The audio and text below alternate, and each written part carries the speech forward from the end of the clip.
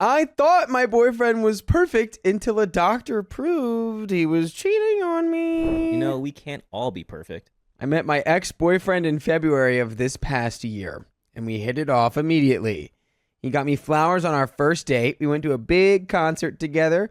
He cooked me dinner, and we even had our first kiss on a private beach, like a diddly-dang rom-com. The only issue was that I had plans to move out of state in the middle of the summer, and I didn't really want to jump into a relationship. By the way, this comes from user... Oh my gosh. I love that And if user. you want to submit your own stories... That's not really the username. Comes from user Scared Letterhead 8094. And if you want to submit your own stories, why don't you sneeze on over to the r/OK Storytime subreddit. I'm Dakota. I'm Keon. And we don't know everything. Yet. We're here to give good advice goofily, but we don't have all the answers. We only know what we would do, so if you would do something else, let us know in the comments. And OP says, knowing this, my ex came over one night at midnight with a box of chocolates to ask me to be his girlfriend. My initial thought was no. He knew I was moving, and even though I liked him, I told him that I didn't want to move so far and do long distance. When I said that, he started crying, and I really did like him, so I said yes. 2 weeks later, he told me he loved me after we finished having spice to sleep. Oh, that's a red flag. Usually it's a red flag. Sorry. Yeah, apparently he had said it a week prior when we were at a rooftop showing of La La Land in the city, but I just didn't hear it. Oh boy, this guy's a romantic. He's the love bomber. Watch out. It's the love bomber. I had never been in a relationship before, so all of this was so exciting. I truly grew to love him a lot and became excited about a potential future with him. He would always talk about me as if I was his dream girl and eventually planned a surprise bonfire date on a beach to ask me if I wanted to do long distance with him. I said yes. I will be your long distance girl. I was very happy. As I began meeting his friends, he started talking about one of his coworkers, 21 female, a lot. Apparently, this girl was bipolar and had BPD and hadn't been taking her meds, so her roommate was evicting her and was venting about it to my ex. I tried to justify it because he also had BPD and could have good insight, and we had expressed how we were okay with the other having friends of the opposite agenda. She would call him while she knew we were hanging out, was checking his location, and he even went over to her house to bring her breakfast. What? It was all starting to make me very uncomfortable. Yeah, it's because he's going to be like, my bipolar, my borderline personality disorder queen, I love you. Babe, we share BPD. Then I had made her BPD. Bacon, pancakes, and Danish. We both had BPD, so I gave her my BPD. Bacon, pancake, Danish. At one point, I even got roped into driving her home from therapy. What? I nervously expressed this to him, and he agreed he needs to set boundaries with her. I stopped hearing about her entirely. I would still see her name pop up on his phone, but he never talked about her. At one point, I asked how she was, since I hadn't heard anything in a while, and he got very defensive, saying, why are you asking? Why are you asking? We're living in La La Land right now, and it's not going to be called Seb's. It's chicken on a stick. Flash forward to June. I thought I had a UTI, so I went to the doctor to get checked out. When I got my results back, they told me I contracted a spicily related disease that could only come from someone who hadn't been honest. My heart sank into the floor. The only person I had ever had spice to sleep with was my ex, and we had been dating for months, so where the heck would I have gotten it? I called him and asked when the last time he had spice to sleep with someone who wasn't me was, and he said January. I hung up and went to work and spent my whole shift crying. I asked him to come over that night, and I sobbed in his car, saying things like, I love you and I want so badly to believe you, but it just doesn't add up. He kept swearing that he never did anything shady, and I didn't want to lose him, so I chose to believe him. A couple of weeks later, we went on a road trip up north to meet some of my high school friends and move my things up to my parents' house before my new lease started. On the last day of this trip, also the last day before long distance, we were sitting in the bath together in a hotel, and I burst into tears. I told him how I didn't want to be so far from him and how much I loved him and how scared I was for the future. It was worse the next day at the bus stop, and we said goodbye. We both cried, and he gave me his blanket to hang on to. He hugged me like it was the last time he'd ever see me. We kissed goodbye, and I drove to my parents' house in shambles. He gave you his blankie. This guy's crying from maybe attack of guilt, a guilt attack, and you're crying because you'll actually like him. And he's like, man, ooh, maybe I do feel a little bad that I'm going to immediately and already have cheated on this girl. This guy's not the main character. This guy's not the hero. He's a villain. He's the villain. Now, 2 days after this, he drove to Las Vegas for his coworker's 21st birthday. Usually what happens in Vegas stays in Vegas, unless if it's spicy transmitted disease. Except the little spicy germs crawling all over your BPD. Yikes.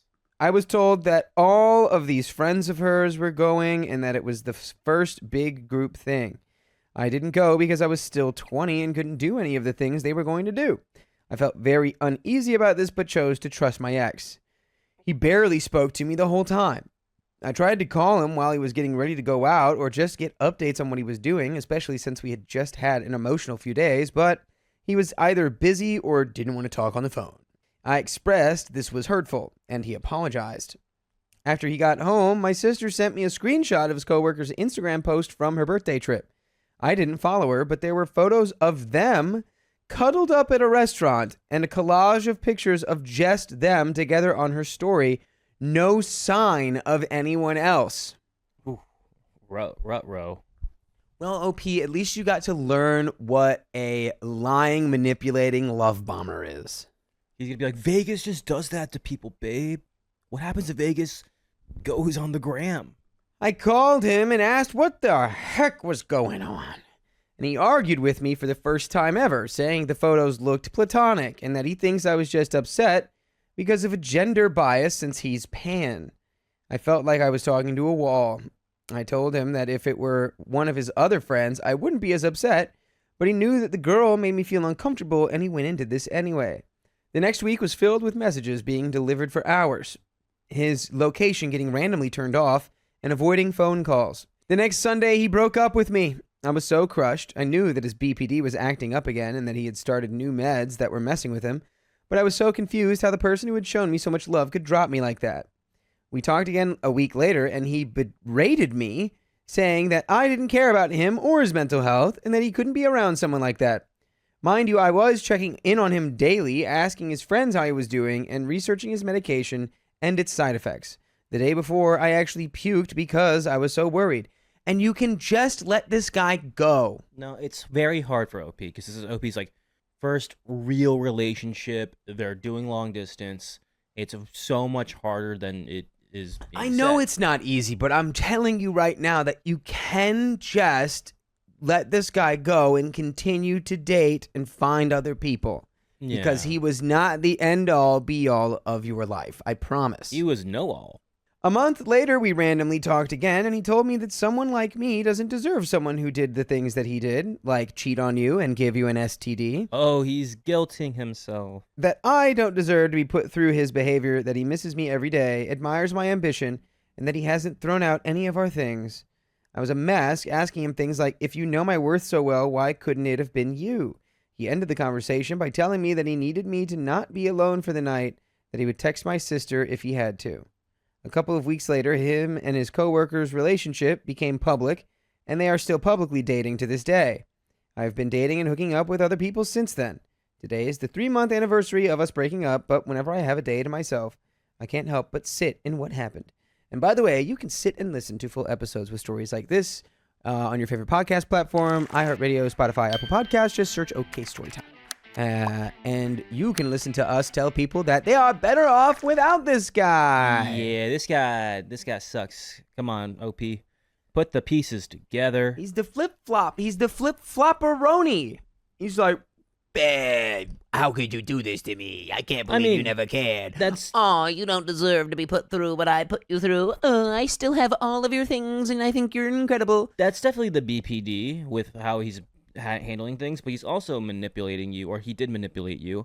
So I'm happy you didn't. Well, one, you were already long distance, so that made it probably a lot easier for you to just move on. But two, you come on, you got a good head on your shoulders. I feel like if you put 2 and 2 together, it makes a lot of sense. Yeah, and it's only been 3 months. Like you broke up 3 months ago. You're out there. You're doing stuff. You'll get through this. Here's my advice.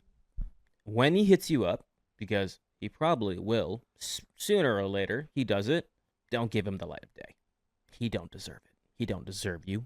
Just focus Truly. on yourself. It's just a learning experience. It's your first real relationship. It's okay. I'm not saying all first real relationships should be like this or are going to be like this. Sometimes they're the one, but this guy was never the one. Yeah, right. That this person I loved so much was willing to hurt me so badly, it's not just a bad dream. Everyone who knows me knows I cared about him more than myself, which I know isn't healthy, bingo, but I don't know how I'm supposed to trust anyone ever again. If you've gone through something similar, how did you cope? And there are some comments. Wow! What you've been through is like a Netflix limited series. Being in a long-distance relationship myself with my significant other for like 4 years is tough, and I appreciate her more because of what we've been through. I dragged her into it, but she took the leap of faith with me, and we are now together, happy. Honestly, your ex is a piece of work and doesn't deserve you. He literally speed ran the whole dream guide to walking red flag transformation. My advice is to bury this post and bury his memory for your future significant other. Reminder, not everyone is like him. There are billions of people on this planet, and not everyone is him. So start from there. And that is the end of that story. And I do think you should probably just block this guy. Yeah, don't block all socials. Don't worry about him. Again, you're away from him. Seems like you're doing all right. Move on with your life. He don't need you. You don't need him. You'll be all right. You're young. You'll sure, it's a learning situation and it sucks, but you'll know from here on out not to deal with someone like this, and keep an eye out for that. And don't get manipulated. 100%. And that is the end of that story.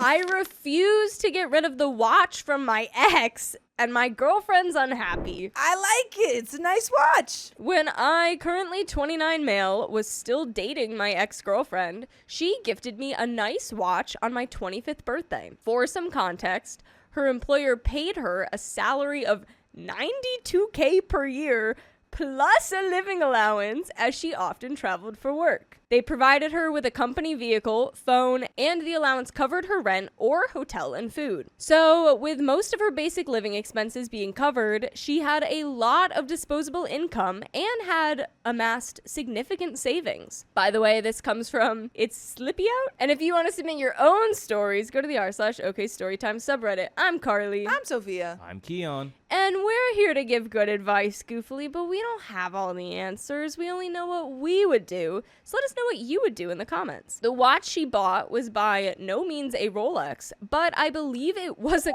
couple $1,000. It ain't a Rolex, but It is the only nice watch I own. My other watches being a cheap Timex from when I was in college and an Apple Watch. Fast forward to a year and a half, and we ended up breaking up. Her company ended up moving its base of operations to a different city, and she was only able to visit by flying here on weekends, and it just wasn't working. She did ask for the watch back, but I said no. Now, my current girlfriend, 26 female, who I've been dating now for just over a year, seems to have a problem with the watch. I don't wear it often, usually only on special occasions. She's brought up before that I should sell the watch for some extra cash, but like I said before, it's my only nice watch. Last weekend, we went out to celebrate our first anniversary. We got dressed up and went to a nice restaurant, and I wore my watch. She didn't notice until we got to the restaurant and sat down. When she saw it, she immediately asked why I wore it. I asked why I wouldn't, since we were getting dressed up nicely. Why shouldn't I wear my nicest watch and only piece of jewelry? She said it's disrespectful to be wearing something gifted to me by my ex while celebrating our anniversary. I don't cherish the watch because of who gave it to me. I have no emotional or sentimental feelings about the watch. It's just a nice watch that I'd never be able to afford on what I make. I took the watch off at this point and slipped it into my pocket to try to save the evening. but it ruined her mood for the night. She wasn't interested in conversation and was short with everything she said to me, silent on the drive home, and then immediately went to bed. I asked her the next day why the watch bothered her so much when it has no emotional significance to me. She just said she didn't want to talk about the watch anymore and went about scrolling on her phone. Over the next day, she got over it, but now I feel like I'm not allowed to wear my watch anytime we go out together. For some additional context, she has expressed that she doesn't like my ex, as we broke up on good terms and spoke regularly. I was about to say, I was like, why would she like your ex? But then it's because you're still okay with her, I guess. Yeah. The breakup wasn't messy. It was just a matter of circumstances. We both were unhappy, and it was nobody's fault. When my current girlfriend and I got together, she said she didn't want me texting with my ex, who I still considered a friend, and asked to look through our previous conversations, which I allowed and then stopped texting her. She always seemed insecure about my previous relationship, and I've done my best to try and alleviate her concerns, but I figured she would get over it in time as our relationship solidified. I don't think wearing the watch was that big of a deal. Maybe I could sell it and use the money put forward to a different nice watch. I'm not sure if watches retain value well enough for it to be worth that, but even so, I feel like the new watch would still indirectly be paid for with the gift my ex gave me. Or do I just put it in a box and stick it in the back of our closet? Some relevant comments. Commenter 1, not the a-hole. These are her insecurities that she is allowing to rule your relationship together. You clearly are not dwelling on this past relationship, and you have already made reasonable and honestly unreasonable accommodations for her discomfort. I understand current partners not wanting active communication between exes, but why did she need to look through your messages? That's an invasion of privacy and a lack of trust on her part. I would personally find that very disrespectful. Keep your watch. If it continues to be an issue, y'all then need to think about couples therapy to work this out. OP responds, I think she just wanted to see that our relationship was really over. Parting on good terms and still regularly talking to your ex is a concern I can understand. Nothing to really hide there. Costs me nothing that I care about to let her look through the messages. I'm not a fan of asking to go through a phone, but I could understand why she might be concerned early on in our relationship. But now it just feels unnecessary. Commenter 2 says, not the a-hole, but if you just like it because it's expensive, you could probably sell and buy one that you pick out and like better and solve your issue. Well, at least partially. If you actually love the design, then tough cookies for your girlfriend. Regardless, she needs to learn to get over your friendship of resentment and will just keep building. Still, I can see why she'd not be thrilled with you keeping a relationship with the ex you'd still be with if she didn't move away. OP responds, that's just it. I understand her not wanting me talking to my ex, given we were still close after our breakup. I do like the design of the watch and not just the price. I admittedly have bad taste, so I'm hesitant to drop money on a new watch when I might pick out something tacky. Ha ha ha ha. Commenter 3, if you are still in communication with your ex, then yeah, I don't blame her for feeling insecure. You're not making her feel secure. If you don't talk with your ex, I think it's been long enough that it really shouldn't matter. Especially because you like the watch, not because your ex gives its meaning, but because it is a luxury piece. Even if you bought a new watch by selling your old one, you are still using the money she used to gift you the watch in the first place. So is it somehow still ties back to your ex? It really doesn't make sense to me personally to get so mad over such a thing. Maybe she is upset because of the simple fact your ex picked it out for you. She is definitely insecure, and I do not believe you were in the wrong. I also want to know how you presented this watch the first time your girlfriend saw it. Was it like, This yes, is the watch my ex bought me. Isn't it lovely? multiple thousands of dollars. Isn't it beautiful? My ex spent thousands of dollars on me, and you've spent how much? OP responds, I don't talk to my ex after she asked me to stop talking to her. I sent my ex one message, which I told her about beforehand, and it was to explain that I wouldn't be messaging her anymore and why. Just so that she wouldn't be messaging me and wondering why I wasn't replying, and we haven't spoken since. OP responds to a downvoted comment on lying to his girlfriend about where he got his watch. OP says, I'm the a-hole because I didn't lie to her and say I bought the watch on my $54K a year salary, and who else would buy me a couple $1,000 watch? It would literally never occur to me to lie about who bought the watch. And like I said, maybe I will sell it. I'll be looking into it to see. Commenter 4, I really don't understand why a woman wants to go through your messages with your ex and you think, yep, This is a great person to start a relationship with. You can't even wear a watch without her getting jealous or insecure. She dislikes your ex because you ended on good terms, not because she hurt you or broke your heart and she cares about you, but because you don't hate her. That's wildly immature and toxic. I can't imagine this is the only aspect she acts like this in. Are you allowed to have friends of the opposite spicy sleep? Go places without her? I hope these things you've mentioned are isolated incidents that for some reason your girlfriend just has a weird trigger with your ex, but that usually isn't the case. OP responds, I get where you're coming from, but I also understand some insecurity. At the time, me and my ex felt like we were endgame and would be married within a few years. I was probably the happiest I ever was with her, and it was that stereotype of being in a relationship with your best friend, which I've never said to my current partner and I never would. But we moved on as friends, and I think it's fair to be a little concerned that we might have some blurred boundaries. We don't, just to be clear. We had a very clear conversation when we broke up about how we can stay friends, and I value those boundaries. I do have a few friends of the opposite spicy sleep, which she doesn't seem to care about. And I don't really see any other red flags, which is why I'm having a hard time understanding why she's so upset over just a watch. OP on what kind of watch it is. OP says, it's an Omega watch. I'd have to get it out and look at it to remember what kind it is. Well, get it out and look at it, OP. Go look. All I know is it was expensive and way out of my budget. Ha ha ha. OP on the cost of the watch and his earnings. OP says the watch cost thousands of dollars and I make under 55K, which barely gets me by in my city. If my car suddenly needed $1,000 worth of work, I'd be in a tough spot. IDK didn't seem weird to me to wonder why someone basically living paycheck to paycheck has a fancy watch. We have an update 4 days later. Ooh. Before I get to the update, I want to thank you guys for the advice. It seems like a lot of you hit the nail on the head with the insecurity posing a problem. Also, there is one thing I want to clarify that a lot of people seem to be incorrectly assuming from my original post. A lot of people are saying I shouldn't have worn it after she told me she had a problem with it. But that's just it.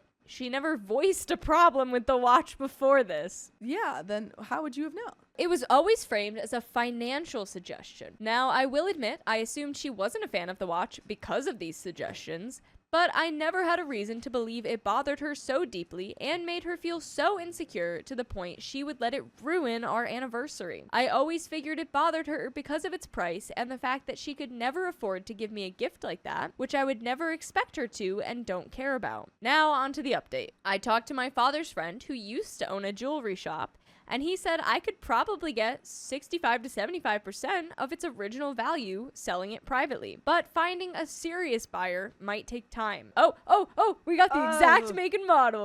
This is an Omega Railmaster. Railmaster. That's a terrible name. Yes. For those wondering, the watch is an Omega Railmaster. I was told it would cost around 8 to 9K to buy a similar watch new today, which is more than I would have thought. And with the condition mine is in, I could probably get 5 to 6K if I were to sell it. Oh boy. So after work on Friday, I asked my girlfriend if we could talk about the watch. I wanted to make sure I understood the problem and wanted to make sure it didn't cause any further issues. I said that I felt terrible for upsetting her on our anniversary and that maybe we could go out for a second anniversary date Saturday night to try to make up for it. I asked if me keeping the watch but not wearing it on dates would be okay with her. She said she would rather it not even be in the apartment. I asked why. She said that she felt like it was holding on to my ex and that by keeping the watch, I was keeping a part of her with me. And even if I put it away in the bottom of the closet, she would still be there. Dude, come on, girl. I explained that the watch had no sentimental value to me. It's not a symbol of my past relationship. It's just a nice watch. There is no deeper meaning to me. I told her that it seemed like she was looking for a deeper meaning where there was none. This is when things started to fall apart, and she demanded that I sell the watch because I was denying my feelings for my ex and needed to put her behind me. She started saying she felt like I was still loving my ex and that I was holding onto the watch because I wasn't really over her. That's what you think. Projection. I feel like it's projection and maybe a little bit of jealousy that she couldn't get OP the watch. Yeah, she's like, I can't afford that type of watch. Yeah. Your ex could, so therefore you're in love with your ex. And that my ex is who I really want to be with because she can shower me in gifts, which she didn't do, for the record. All of this couldn't be further from the truth. If I wanted to get back together with my ex, I had the opportunity. But I said no because I had moved on, which leads me to a side story from a few years ago when my ex asked for the watch back. 6 months after we broke up, still before I met my current girlfriend, her company ended up downsizing and she was laid off. She reached out and asked if I wanted to get back together. I said no. I was single and could have said yes, but I had just moved on and felt like getting back together. As badly as I wanted to say yes, felt like a step backward. Not to mention her company could recall her to work at any point. I just felt we were better off at friends at this point, and I was fully okay with that. Around the same time, she asked for the watch back. She said she was worried about money now and that she was laid off and wanted to sell the watch to help cover her bills. I told her no because she didn't need the couple thousands of dollars she'd get for the watch when she had a 6-figure savings account to bridge the gap between jobs, plus she could collect employment insurance. She had never been in a situation where income was uncertain, so she was kind of panicking, but eventually realized the watch wouldn't significantly improve her situation. Back to my current situation. After accusing me of still loving my ex, she asked to see my phone, which she hadn't done since we got together. This surprised me. I understood why she asked the first time we had just started dating, but I felt like we were past that point and trusted each other now. So I asked her if she thought I loved her and if she thought I was cheating. And she just said she didn't know. She kept going on that if I loved her, I would have gotten rid of the watch on my own. Up until this point, the conversation had not been going well, but things were relatively calm. However, this is when things started to get volatile. Long story short, we've broken up. I mean, she couldn't get over her insecurity. You on the other side were like kind of checking her on that. Yeah. And therefore it was, if she wasn't going to meet you where you, I don't know, wasn't going to listen and actually take a minute to recognize what she was feeling or understand what she was feeling, then it wasn't going to work. I'm not interested in being with someone who doesn't trust me.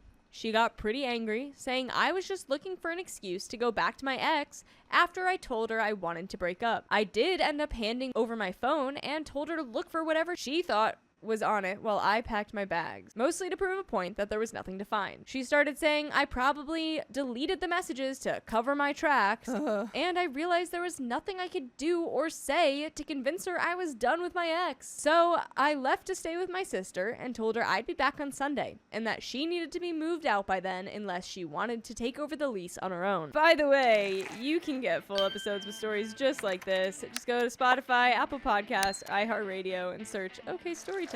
I haven't heard from her since, so I don't know if she's gone or not. I'm disappointed this is how things played out, but I think a lot of you were right. She was ruled by her insecurities and had some maturing to do. P.S. To the shocking number of you suggesting I lie about from where the watch came from, I won't be doing that. I won't, and I didn't advertise it, but if I'm asked, I'm not going to lie. That would never cross my mind, so thanks for the advice, but I won't be doing that. Good on you, OP.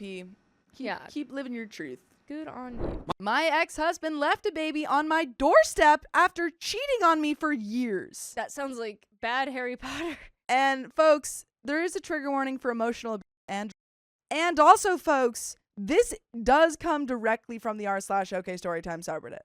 Oh my god. Yeah. Once again, this will not be my story. This is actually my other sister Jen's story. My ex-husband, we'll call him Dan, we met in college. We're both in the same program. He was very sweet and charming and everything that you would expect from a Southern man. We got married after graduating. After this, everything changed all of a sudden. He went from sweet and charming and surprising me with flowers to avoiding me and rather hanging out with the boys than at home with me. I became very unhappy. By the way, this comes from Miss Kitty Cat. Oh my god.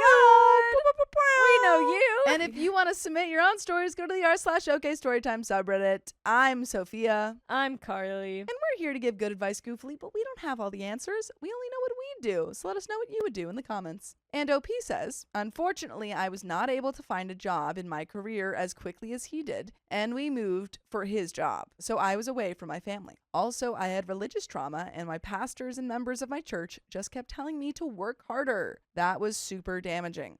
I would put him first all the time to my detriment. If he didn't want to go out, we weren't going out. He would tell me how much I needed him, and I truly believed him. Eventually, I was able to find a job. It was over an hour away from our home. I enjoyed what I did. I was happy to be somewhere that wasn't inside the house. In my head, things were getting better.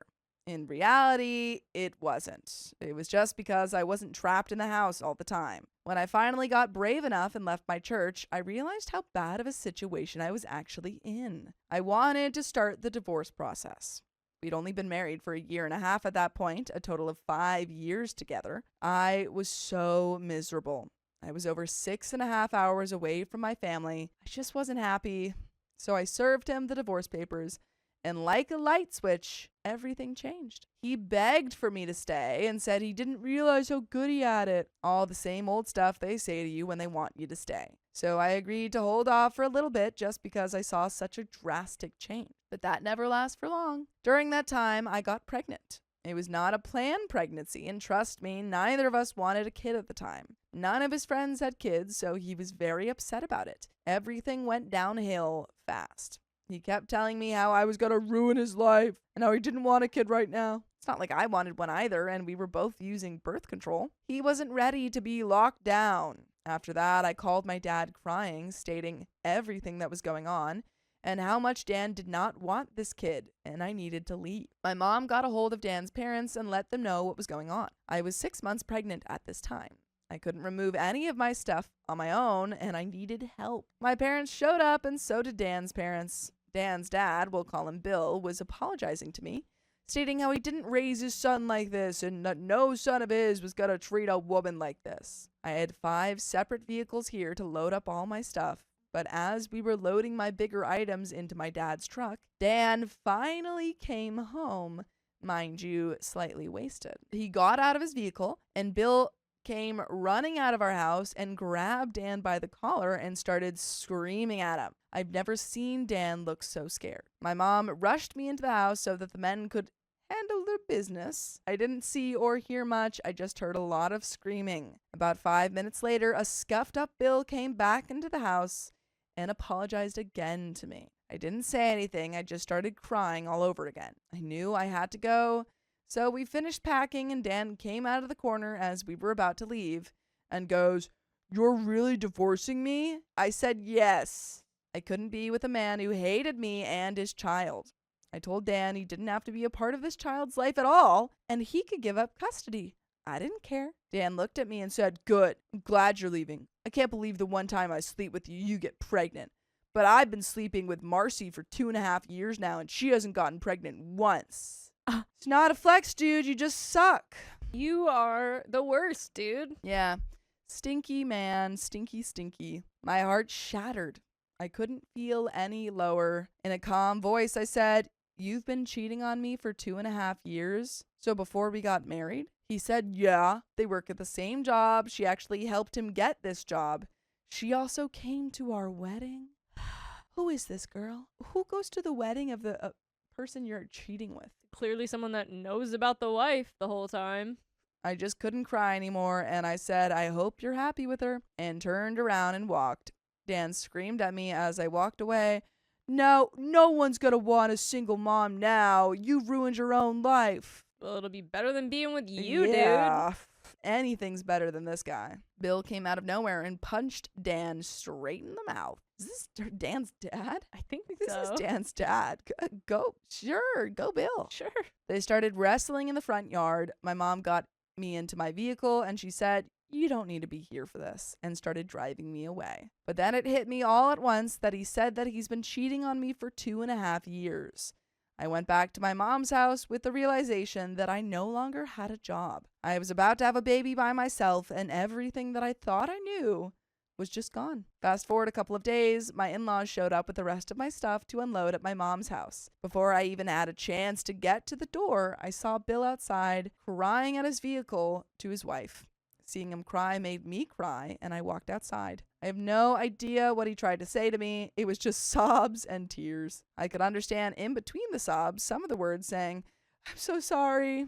I mean, at least you have like very supportive family members. Right. Like 8+ Bill. Yeah. Like you have 4 parents who all seemingly support you, Yeah. and you're about to have a kid. It's, you're not alone. Yeah, I That's think something. we still have that good support system without the worst man of the Yes. bunch. Honestly, your support system has gone up now. Yeah. Eventually, once everything calmed down, he told me that they're cutting off their son, and anything they need to do to support me and their grandbaby, they will be here for, no questions asked. Wow. That is not a son to them. I was super grateful for their support. I've always had a good relationship with them, but I never thought they would choose me over their own biological son. Bill is a blue-collar working man who worked in construction.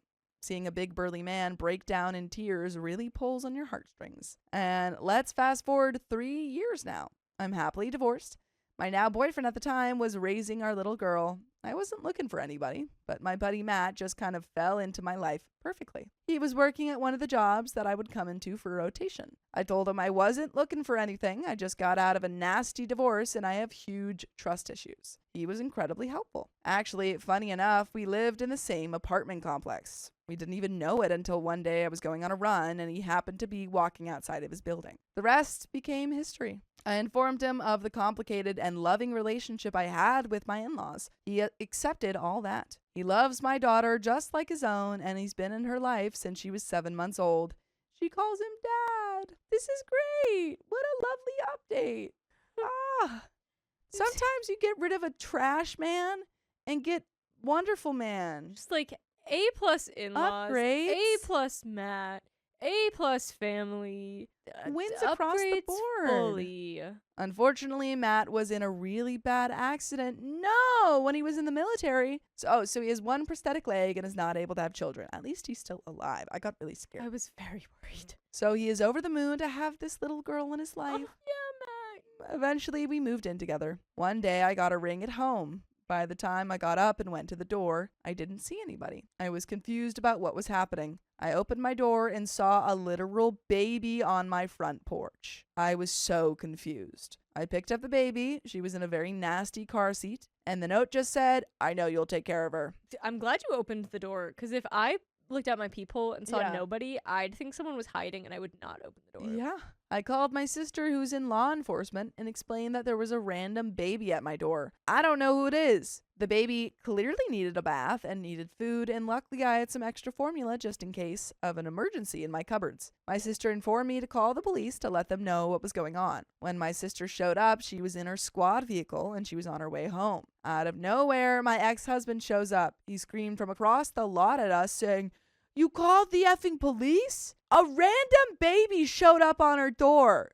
Right, you didn't sign the note with who You it was say, from. "Hey, it's me, your ex. This Hey, is it's my me, baby. Scummy Dan. Scummy Dan. Here's my baby. Good luck." She could get arrested if she didn't call the police. You could have pulled kidnapping on her or something. Kat says back to Dan, "What do you know about this and what is this all about?" Turns out that this little 18-week-old baby is Dan and Marcy's. I guess Dan really doesn't want children, and he thought since I already had one child that I could take care of a second one. Not how that works, buddy. Nope.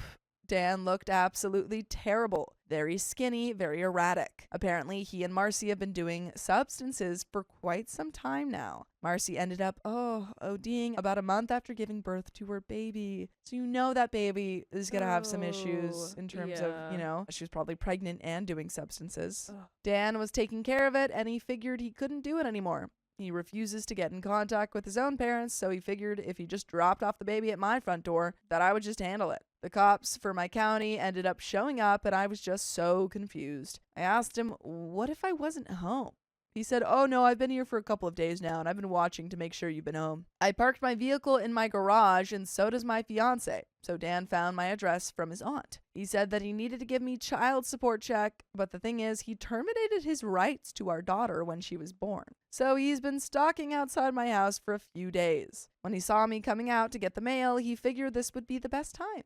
I contacted his parents and let them know that they have another granddaughter. They were heartbroken and so excited, all at the same time. I know Dan got arrested for child neglect due to the way this baby looked. Again, she was very dirty and she looked like she hadn't had a good meal in a while. He also looked like he was high on substances. After everything calmed down, my fiance was so shocked with everything that was going on. He's never seen the real crazy up in person. My ex-in-laws were trying to get custody of the little girl, but due to some of their health concerns, they didn't know if they were actually able to take her.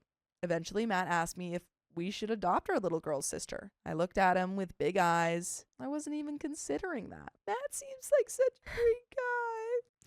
I also was figuring the in-laws would Yeah. adopt her, but Seems like they can. Matt went and talked to Bill about everything that was going on and asked if he thought it'd be a good idea if we took on the little girl. Dan was going to terminate his rights as soon as he got out of jail and got everything squared away. Obviously, the mother was no longer in the picture. She also did not have parents. She was an only child. And Dan said he would have no idea even who to look for to see if they would also take the child. That was a lot for me to think about. I already have this amazing 3-year-old. Taking on another baby who probably has a lot of health issues and maybe addiction. definitely some health stuff probably. I wasn't quite sure about that. Matt said the decision was up to me, but if I decided I would like to take on the baby girl, he would be more than happy to be there with me. It took me some time to really think about everything. I don't know, can we do foster to adopt? Getting approved to be a foster though would take too much time probably. Then adopting her? I mean, I don't know how for sure Yeah. it would work. Dan was going to end up terminating the rights to his child and agreeing to leave her in foster care. I've heard all the terrible stories about the foster care system, and I really did not want what happened to other children to happen to her. If they knew the mother's name, I would think the police might be able to try to track down other family members related to mom. Yeah, that's true. I'm not sure how great that'll go from the sounds of her Exactly, I and think- her relationships, yeah. but you definitely wouldn't see this baby again. Yeah. The social worker told Bill that they were unlikely to get the child, but they could foster her until they could find her a home. Bill has a lot of back problems, and so he no longer works, but his wife Joanne still does. So he'd have a hard time picking up the baby or bending over to get her. But at this point, this would be the only family she would have. It did take me some time, but eventually I did agree that I would like to adopt her. Wow. What Wow, a, I wow, mean, wow. angel move. You did not have to do that at all, but truly, what a angel move of you. Angel move to Matt being the one to suggest angel that? move. Yeah. Matt has no relation to Oh. either of these kids and yet has stepped up Has far fully more been than like, I want any- both. Oh. most men would do, or most people in this situation would do. Props to you, Matt. Oh, Matt. I talked everything over with Matt, and we thought it'd be in our best interest for all the procedures to go easy, just to have a quick courthouse wedding and then start the logistics of adopting. We got married that same weekend, and we informed our families what we would be doing. Matt's mom and dad weren't really thrilled about it, but did understand the fact that he would never be able to have biological children. So even if he wanted more kids, adoption would be the only other way to go. At least my oldest will be with her biological sister. Bill cried so much after we informed him of our decision. Bill just kept hugging Matt and crying into his shoulder. Bill seems like such a great guy. Telling him what a good man he was, and he was more of a son to him than his actual son. Matt's shirt was soaking wet when we left. The more time I spent with this little girl, the more I loved her. And I see no difference between the daughter I gave birth to and the daughter that I adopted. So over time, with all the hoops and the visits and everything we had to go to, eventually we were able to adopt her. Isn't it amazing? It's a great story. Matt is thrilled to be a girl dad. He's having the time of his life. My kids are now 6 and 3. Oh, yeah, they are. They now have a loving, messed up, blended family. This is so sweet. Luckily now we have a very good co-parenting grandparents relationship. We have Papa, which is my dad. We have Poppy, my mom's husband. We have Pappy, which is Bill. And we have Grandpa, which is Matt's dad. Love that. Then we have Mima, who is my mom. We have Mimi, who is my dad's wife. Then we have Nana, who is Bill's wife, Joanne. Then we have Grandma, who's Matt's mom. I love this. These babies are going to be so loved. They're already so loved. So our kids always have a loving set of grandparents. Ugh. And I would love if you listen to full episodes of stories just like this. Just go to Spotify, Apple Podcasts, or iHeartRadio and search up OK Storytime. There is a little bit left to this story. Any final thoughts? No though? notes, no thoughts. Just love and happiness. Me, just joy. Pure joy. Just joy, man. Lovely story. Ugh. 10 out of 10, Miss Kitty Cat. That was great. Really, truly awesome. I'm happy. My ex got another woman pregnant while still being intimate with me. That's cheating. I've seen lots of advice from Reddit users there, and I need some. My friends and family are completely fed up with this whole situation, which I stopped discussing with them over a year ago. And it will get me in trouble to talk about it further with them. By the way, this comes from Personal Painting 12, and if you want to submit your own stories, go to the r/OK Storytime subreddit. I'm Sophia, I'm Carly. and we're here to give good advice goofily, but we don't have all the answers. We only know what we do. So let us know what you would do in the comments. I, 45 male, had been in a serious relationship with my boyfriend, Sam, 38 male, for a little over 2 years until about 5 months ago. It was a terrible relationship that we should have ended about 2 weeks after it started. We began with him telling me I was the answer to his prayers, that we wanted a family with multiple kids, and that he was going to build our dream home, etc. All the typical toxicity developed that you would expect from a harmful relationship. He lied about who he was with, didn't have a job for almost our entire relationship, and I supported him, including paying his mortgage, for a number of months until I got him a job at the hospital I worked at. He used my son to emotionally manipulate me, etc. All my side of the story. He would tell one, and does, that paints me as the villain. I was in town every other week because I have a son that I am with 50% of the time who lives in another state. He began bringing men over to the places we were staying, Airbnb mostly, paid for by my company, and developing actual relationships with some of them. He told them all the same thing he had been telling me. I had access to his phone and found this out through the messages. I confronted the other parties, and Sam became irate and blamed me for ruining what could have been a great relationship and happiness for him by exposing what was actually happening. Despite what was going on and the cheating, I didn't leave. I had really bought into the soulmate talks he gave me and thought I was supposed to stay through the hard parts too. This is too hard. Of note, I am in a very high-stress career and am well put together in everything except romantic relationships, obviously. Through all of that and much, much more, fast forward to 5 months ago. We reached a breaking point in which I couldn't take the lies and the lack of accountability, and I was spiraling downward because of it. I also couldn't walk away fully. I would leave and go no contact, and he would find some way to reach out. We now worked at the same place, and assure me that he understood why I was so upset, and that he saw the light and would change. This happened no less than 10 times, and probably a lot more than that. During this time, Sam met Kate, 29 female, also through work. She holds a much higher position than Sam, and he used her to try to further his career. He hid the nature of this relationship from me and assured me that she was just a friend who was helping him advance, and he was much more successful with the deceit this time. I never met her. They were, of course, building a full relationship and talking about marriage even before I knew it.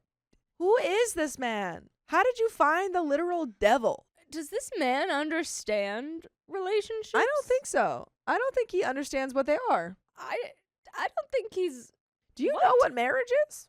I later found out that he warned her that I was his crazy ex. Why are you with this girl? Like, genuinely, I at don't this understand. point, I'm like, okay, so he's admitted that he doesn't want to date you. Yeah, But he's still dating you. I don't get But that. he's dating somebody else also. I don't get it. And I literally don't understand. And that she shouldn't believe anything she heard from or about me. During this time, Sam and I were still intimate in trying to make it work. I was being told I was his soulmate and that he felt terrible about all the things he had put me through. Well, over Memorial Day weekend, Sam took Kate to his family lake house. His family all met her and didn't say anything to me, and she got pregnant. Sam and I made a serious push to get back together for real, and he finally told me that he thought Kate was pregnant. I told Sam that I would not be in a relationship with someone who was in a relationship with someone else, and that I would finally walk away if he was going to maintain this relationship with her. We agreed that he had a week until my birthday at the end of September to either break up with her and maintain appropriate contact to co-parent and support her pregnancy, or I would move on. She was supposed to go to another state with him to sell the house he still had there, but he told her she couldn't go, and he took me and my son instead. This was supposed to be a new beginning for us. While we were there, he and his brother took me out for my birthday, and he snuck off to the bathroom to call her during my birthday dinner. We broke up that night, and true to form, got back together when he justified the call to me. He assured me that they were broken up and he was only maintaining contact for the baby as we agreed. As time went on, I found out that he was maintaining a full relationship with her. He was spending the night with her while I was out of town, going on full dates, texting about their bright future, etc. This revelation, which would have been obvious to anyone except me, came just a few days ago. During these revelations, I also found out that Sam was being intimate with his elderly roommate in order to pay his rent and had been for months. And he had multiple other male friends with benefits that he was active with. I finally said I couldn't do it anymore. Yes! And am now no contact times 2 days, which honestly is a record. And I feel like I'm having withdrawal and that I should text him and fix everything. Nope, No.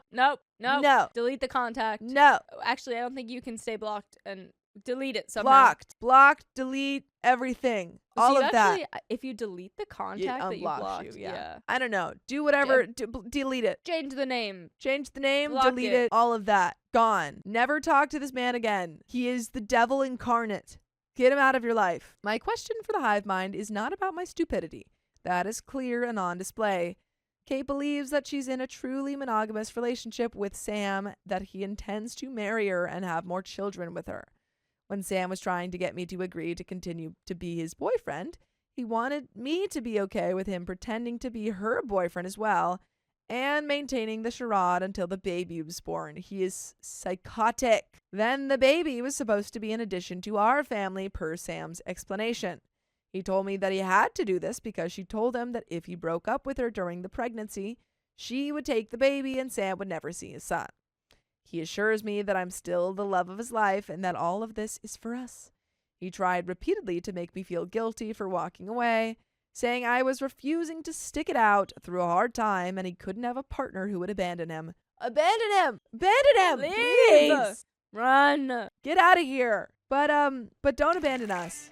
Please, because you can listen to full episodes of stories just like this. Just go to Spotify, Apple Podcasts, or iHeartRadio and search up OK Storytime. There is a little bit left of this story, but OP. If this story doesn't end with, I and I haven't never talked saw him or again. heard from him ever again, I don't want it. The thing is, I think the question is going to be, do I tell the woman? I think it is going that way too. Which I think you should, but only if you can do it in a way which still allows you to not have any contact with Sam. Yes, fully agreed. Reaching out to her, keeping him blocked for that time, and then even if it's fully just, here's all the information I know, and could you're do it blocking anonymously. her too, even. Yes, honestly, block very her soon after.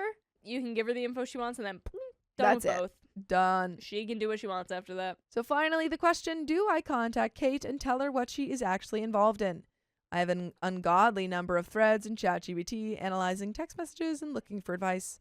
And that is honestly why I am as far along as I am in detaching myself from Sam. I think even ChatGPT is getting frustrated with me. But with Kate, I've never spoken to her. She believes me to be crazy already. Do I have a moral obligation to tell her what is going on and the physical danger she potentially faces? This will cause Sam to potentially lose access to his son, and that could put me and my family in danger. I have had to call the police and go to HR for very serious threats that he made against me in the past. And I believe the threats to be credible. Am I considering telling her just to stick it to Sam? I don't think so. But I think it would sure look like that if someone else were telling the story and I was the outsider looking in. I need outside perspective. Do I contact Kate?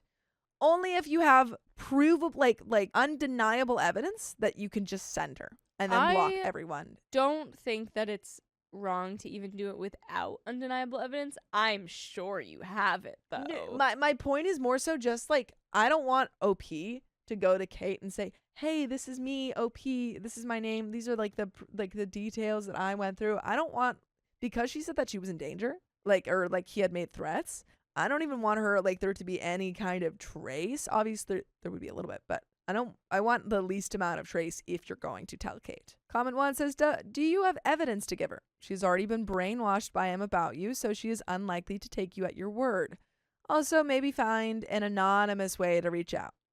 Me personally, I would feel an obligation to warn her, and what she does with that afterwards is on her. But, and this is a big but, don't do this expecting some cathartic moment or trying to get revenge. You need to let him go. It sounds like you had a codependency issue with him, and doing this to affect him will only feed into that. Given this long-term pattern of abuse he subjected you to, I would recommend you look into therapy. OP says, I'm in therapy and have been for over a year, weekly. There is video from the house security cameras of almost everything between us. There are indoor cameras. But I don't mean to traumatize her with video of intimate moments. Well, yeah, let's mean, you could not just do send those ones. Yeah, you could just do like a kiss or, Yeah, you know. screenshot of a kiss even. I don't have evidence of the other people he's been with, though. And yeah, I have all of our texts still. And that is the end of that story. My girlfriend says her birthday is ruined because we have to pick up my daughter. Yeah, just leave her where she is. She can fend for herself. I, 36 male, and my girlfriend, 30 female, just got 100% custody of my 5 female daughter as my ex-wife is moving out of state at the end of the week. All right. Nice. Winners winning. Prior to this new custody arrangement, we have had primary physical custody of my daughter because my ex works Monday through Friday, 9 to 5, and is single. Wait. Boo her. She's working a normal job and is single. Come on. Yeah, that's just normal hours, but also I am kind of. Are you a stay-home dad? maybe. I'm just wondering how primary custody is different to primary physical custody. So it's like I have primary custody. I have 70%, 80% of them. The mom comes every other weekend. Now the mom's not going to be coming every other weekend. Makes sense.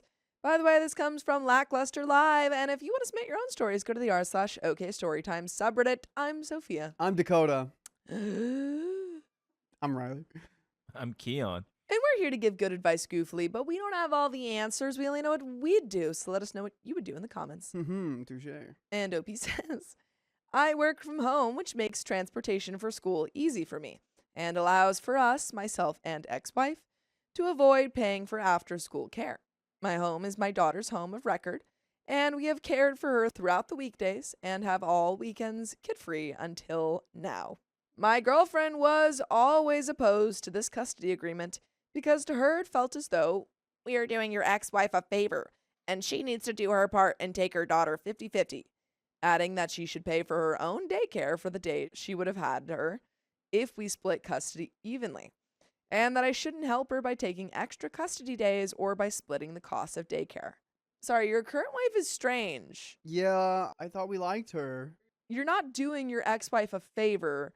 You're trying to take care of your child. How old's the girlfriend again? OP's 36, she's 30. Oh, okay, so we should know better. Okay, cool. Yeah. I was thinking if she was maybe 24. Not even. Well, No, don't if defend she that. wasn't ready for a kid or like, you know, I don't know, didn't know everything that was going into it, If it then was she like- shouldn't have gotten into this relationship. I was gonna say, I if it was guess. like your ex-wife makes you do all those things, and she has the ability to do it.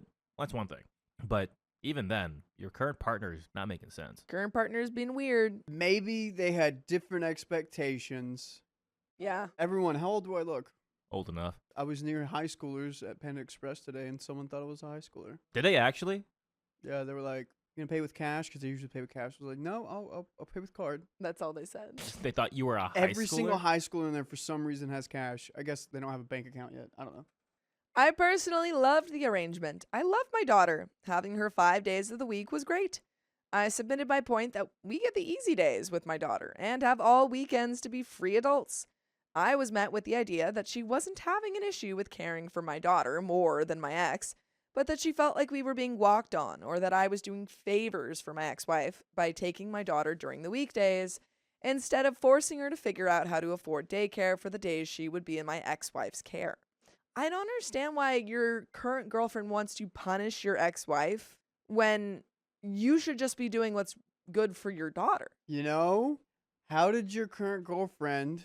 How was she raised? Yeah. Was it a chore being taken Maybe. care of? Yeah, she's like, you gotta fend for yourself. Yeah, like my parents when I was 6 made me drive to school. I walked to school on my own. Uphills both ways. It was snowing, even in July. In couples counseling, she stated that it would be better if my ex just left and we were to have 100% custody. Lo and behold, 2 months later, my ex-wife drops the news on us that she is leaving for a few years to pursue a career. Okay. About 2 weeks ago, my ex asked if she could fly in and pick up my daughter for a wedding, a 3-day trip in February. The weekend just so happens to be on my girlfriend's birthday weekend. However, we would have to drive my daughter to the airport to drop her off at the end of the weekend. It's about an hour drive one way and happens to land on my girlfriend's birthday. Still delighted by the possibility of spending my girlfriend's birthday weekend together as free, no-kid adults, I immediately said yes and began making plans to surprise my girlfriend with, as up until today, she didn't know about my daughter leaving for the weekend. Ooh, I bet this is a person that loves surprises. Yeah, but honestly, this is better than having your daughter the whole weekend.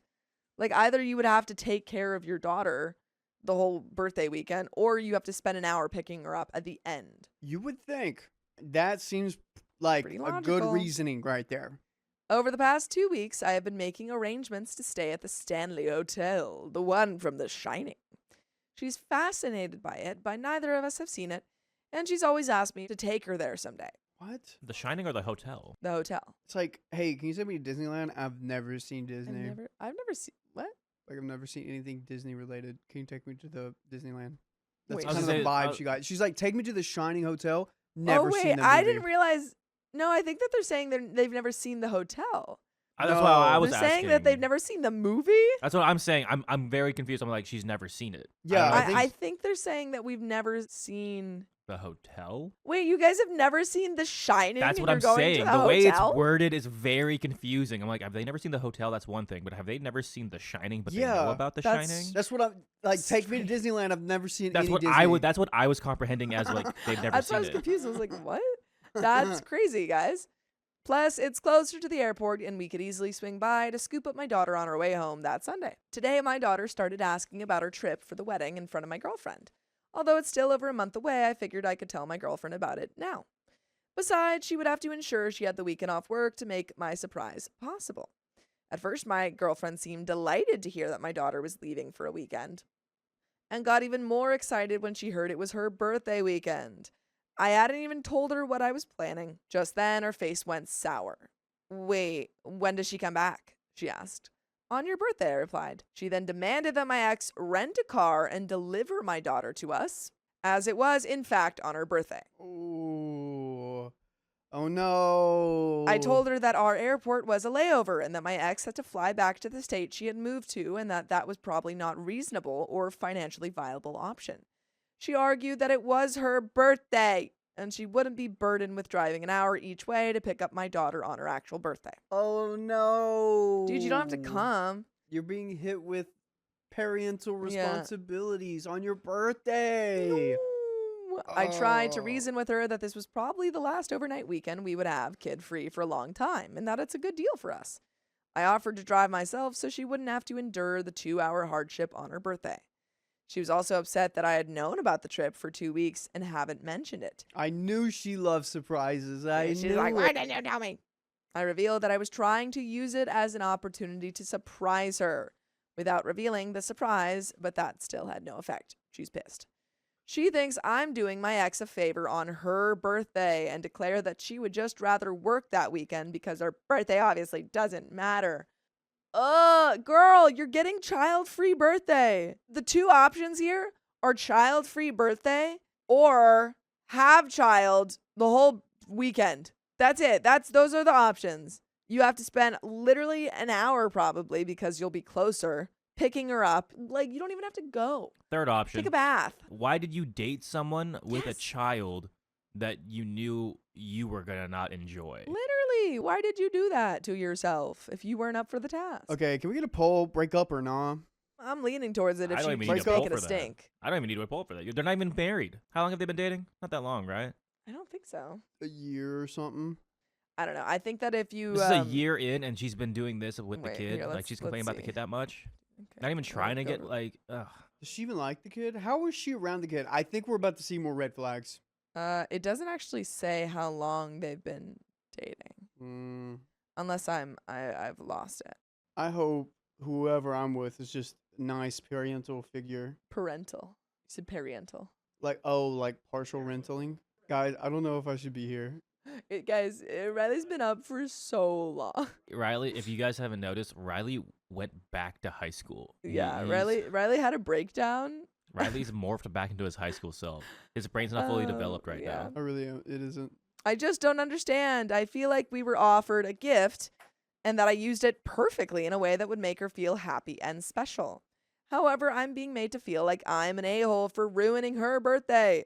I feel as though she is unreasonably jealous of my ex-wife and that her jealousy is bleeding into our relationship with my daughter as well. Should I have talked to my girlfriend about the trip and made plans immediately and ruined my chance to surprise her? Am I the a-hole? And there is an update, folks. I don't think so. I think usually I would say, hey, like, clue your girlfriend, your partners into plans and stuff. But this is objectively a better situation, you know? This person likes branded clothing, is my vibe. She likes the Oakley sunglasses, this, that, all the nice things. Yeah, she got the purses. Ugh. Update. I'll try to make this simple. My girlfriend, 30 female, and I, 36 male, have 100% custody of my 5-year-old daughter. Or do you have 100% custody? Yeah, it feels like you have it, and she's just kind of there. My daughter's biological mother moved out of state to pursue a career opportunity. A little background. My ex-wife left me over 2 years ago for someone else and hasn't been much of a mother since. My current girlfriend has effectively raised my daughter with me for a little over a year and has done a tremendous job as a stepmother. Called it. My ex-wife moved just a couple of weeks ago, and now my girlfriend and I have 100% custody. As a parting gift, my ex made a scrapbook for my daughter with pictures of my daughter and her mother, and lastly, my daughter, my ex, and myself. There were 2 pictures total that included the 3 of us. I noticed my girlfriend tearing something apart and my daughter telling her, stop, she worked so hard on that. Dude, what? Immediate breakup. Immediate breakup. That's crazy that your daughter is mentally affecting your partner like this. Well, it's because she's jealous of the ex. It's really just crazy. I don't even think she cares about that little girl. I think that she's only thinking about, oh, he has pictures of his ex. Not knowing what was going on, I stepped over to see what the commotion was all about.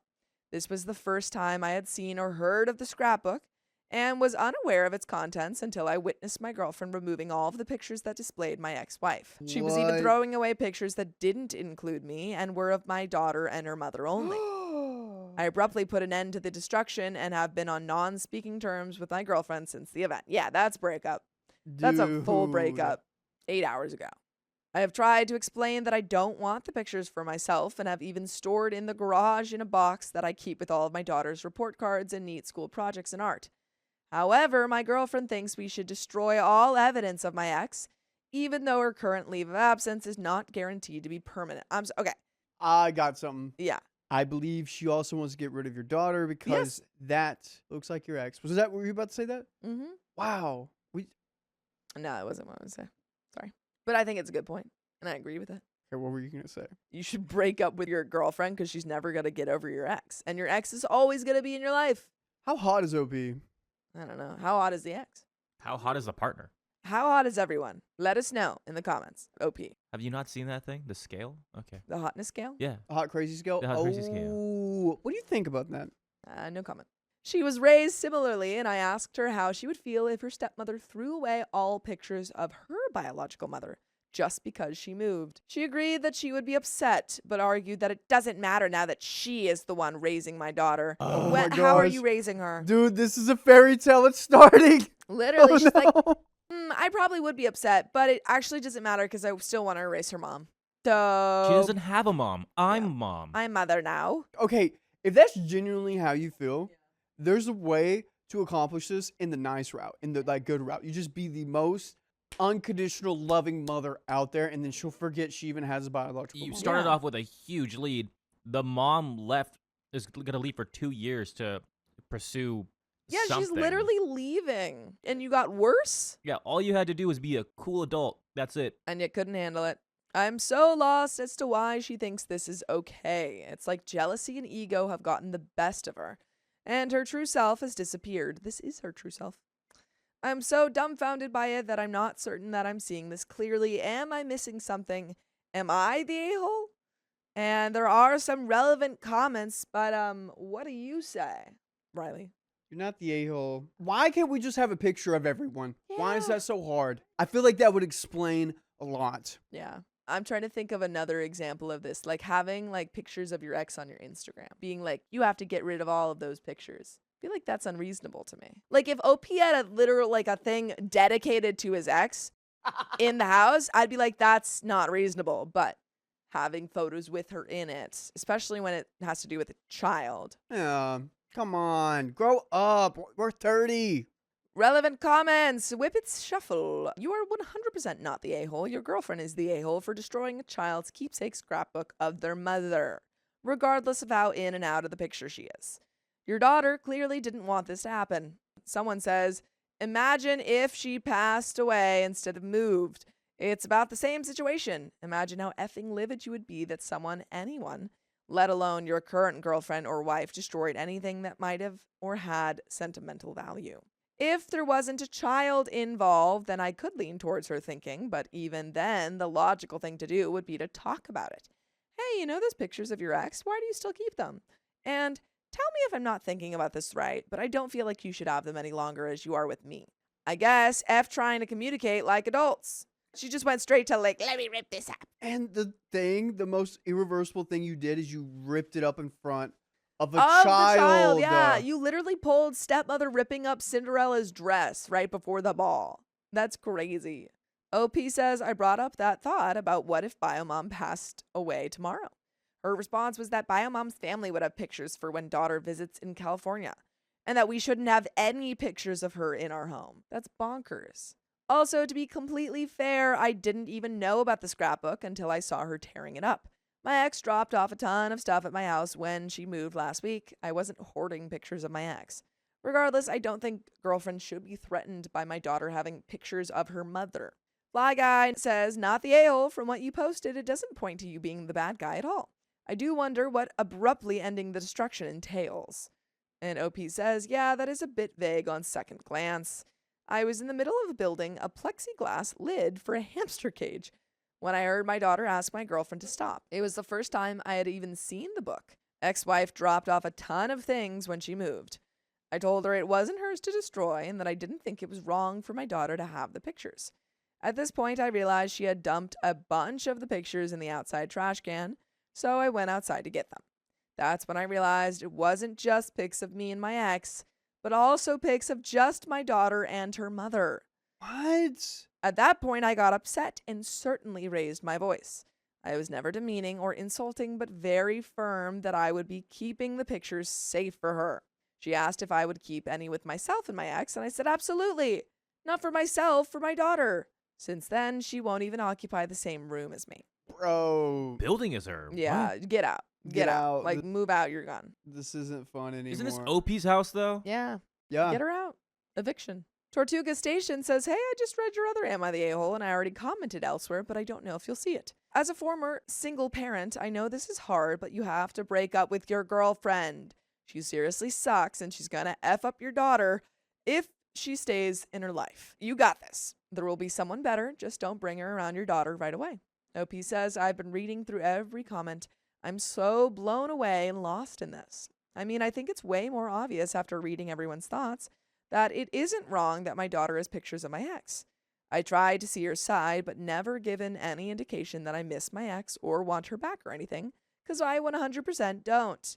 I removed her from my life, but my current girlfriend has repeatedly asked if I miss her or would take her back, etc. All questions I've never even thought about because firm no. And it took quite some time to post my first Am I the A-hole. This isn't the second offense. What? What was Oh, the because first of one? the birthday thing. Yeah. The birthday weekend. So she just keeps making offenses. It's crazy that that's not even an option for this guy What? breaking up. It doesn't seem like it's an option for him. He hasn't Yeah, said, yeah. Oh, like, yeah, that he hasn't said it. No, absolutely. Like, that should be the first option. It's crazy that we haven't already done it. Or replying to Reddit comments instead of breaking up. Yeah, like, go break up with your girlfriend. Get her out of the house. I would be talking to my daughter and saying, you know, what else did she say? Is there anything that you didn't feel comfortable talking to me about? Get her out. The most anxious one. Not the a-hole. And she sounds like a psychopath. Wow, are you sure you want someone like that influencing your daughter? Your ex might have crapped the bed, but she's still your daughter's mother, and your current love interest, trying to destroy that, is a serious sign that she's not mentally healthy. Deleted says, not the a-hole. Step-parent here. Your girlfriend seems to have very strong feelings that indicate that she sees herself as the replacement mother. Ooh. Other mother. Other mother. She's going to sew buttons into your daughter's eyes. Whoa. Regardless of the situation with your ex, she is still your child's biological mother, and your child still loves her. Your girlfriend needs to understand that and keep her jealousy at bay. Not possible. It's too late. Sure, being a step parent is tough sometimes, but there's no excuse for that type of behavior. I don't even think that commenter gets it, and there is an update. I think that commenter sounds like, oh, yeah, she needs to own up to her actions. No, she needs to get out. I think that commenter almost was her once. Yeah, the commenter was like, I've been there. I'm a step parent. Ooh-wee, it was hard. almost was the replacement mother. Yeah. Dude, you know what to do. You know what to do. You have This the power update- inside you. Better have a breakup, Yeah, or better you're start. just your daughter's life. You threw it away. Mm-hmm. You don't even care about your daughter. You just made it into a modern day Cinderella. Yeah, don't turn your daughter into Cinderella, dude. But there is an update. It's been a bit over a week since my post here made front page, and it's taken about that much time to finish reading through the responses. Front page of what? Reddit? It's not a newspaper. What is you he can, you talking can get about? like most Can you- popular. Oh, okay. Your answers were overwhelmingly positive, save for a few, and today I finally solidified my position and pulled the trigger. First, the good. When I returned home, I searched the box that I had hid the pictures and scrapbooks to find that they were gone. Upon inquiring of their whereabouts, I was directed under a bathroom sink. There, I found the remains of the scrapbook, mostly put back together. However, I realized that at least 2 pages were missing. I also noticed that a few pictures in question weren't present. Upon questioning, I was directed to a trash can where I found a couple of torn pictures. Still, to my dismay, I found that the contents of the ravaged scrapbook were still incomplete. Further investigation revealed another stash of torn pictures. Finally, I have attained all of the pictures. Shout out to the private messages offering to reconstruct them. A massive thanks to you. 2 more days passed, and I demanded that she apologize to my daughter for destroying the scrapbook, which now resides in my daughter's room. Apology accepted. Now comes the hard part. Oh man. What? They live together. She's probably working. He's a stay-at-home dad. Well, no, he's works from home. I just think if you're at home, Your dad. Your dad. you're a stay-at-home dad You're that staying works at home? also. By the way, you can stay at home and listen to full episodes of stories just like this. Just go to Spotify, Apple Podcasts, or iHeartRadio and search up OK Storytime. But there is a little bit left to this story. It really doesn't seem like he's breaking up with her. She almost had me with the scrapbook. Yeah. This close. I hope you were in the room when she apologized too. It feels like you have scolded a child and told her to go apologize, and she doesn't actually want to. Like, none of that feels genuine to me. Like she doesn't feel like she's wrong. Yeah, no, it feels like she ripped them up. I mean, like, nothing that she said so far has shown that she shows any guilt for her actions. She ripped up way more than we previously thought. And now you have to go tell her to apologize to your daughter. I think this might be best for both of you. Yeah, to break up. I won't bother lying, for I fear you would see through me. I consider trying to work through it. I thought perhaps her efforts to repair the scrapbook are worthy of forgiveness? Nay. Yay! Yay! He said nay. That means they're breaking up. Okay. Our relationship has ended. All right. Good. We did it. And I am now focused solely on raising my beautiful baby girl and my career. Good. Nice. And top relevant comments. I'm glad to hear it. I kept checking back to see if there'd be an update because your story really got to me. How is your daughter doing? Is your ex gone? Like all moved out and everything? OP says daughter is doing well. She was super excited that SO is moving out. She has to move back to Texas, so logistics are in the works, but so far it's been very tame and amicable. I think it was mutual and expected. Mrs. E. Cummings says, good for you. The fact that this very insecure, childish woman can't handle that you have a past and your daughter as a mother is a huge red flag. It's not like you have family photos up all around your house. Your child is a scrapbook of memories of her beloved mother that I'm sure she keeps to herself. The fact that she is that insecure, jealous, immature, and destructive towards anything your daughter owns from her mother is scary, actually. What's to say that in one of her tantrums, she doesn't decide to destroy gifts from a birthday or Christmas? That would do some serious damage to your daughter. I know from experience. You have made the right move. Find someone who will act like a grown woman and not be jealous of the fact that you have a past just like they do. And OP says, good point. And actually, we had a recent argument as SO wanted to sell a few Christmas gifts that were dropped off with the scrapbook, roller skates, clothes. Whoa, dude. She does not want to be a mom. No. She doesn't. That's crazy. She wanted to sell gifts that your ex had given to your daughter. You know how out of she didn't say donate even. No, she's like, let's sell them. I want to make money off your ex. B46IDX2S7V09FJ9 says, so I'm just wondering about this part from the old post. This was the first time I had seen or heard of the scrapbook and was unaware of its contents until I witnessed my girlfriend removing all of the pictures that displayed my ex-wife. Compared to this part from the update, however, I realized that at least 2 pages were missing. If you didn't know of the existence of the book until it was being destroyed, how do you know what was and wasn't missing? OP says, when I stopped her from destroying it, I took all the pages and pictures that had been removed and put them in a box to keep safe. In doing so, I made a basic mental inventory of what was there. They were all pictures I had seen before from my previous marriage, so it was easy to realize what was missing. So she not only ripped up the scrapbook, but OP took it, and then she ripped it up after the fact too. I thought she put it back together and then only had 2 pages missing. She put it back together, but like had taken out a bunch of stuff. Oh, but she had 2 pages. Yeah. You know how hard it is to make a scrapbook? Yeah, I do know, Me too. because I watched you do it.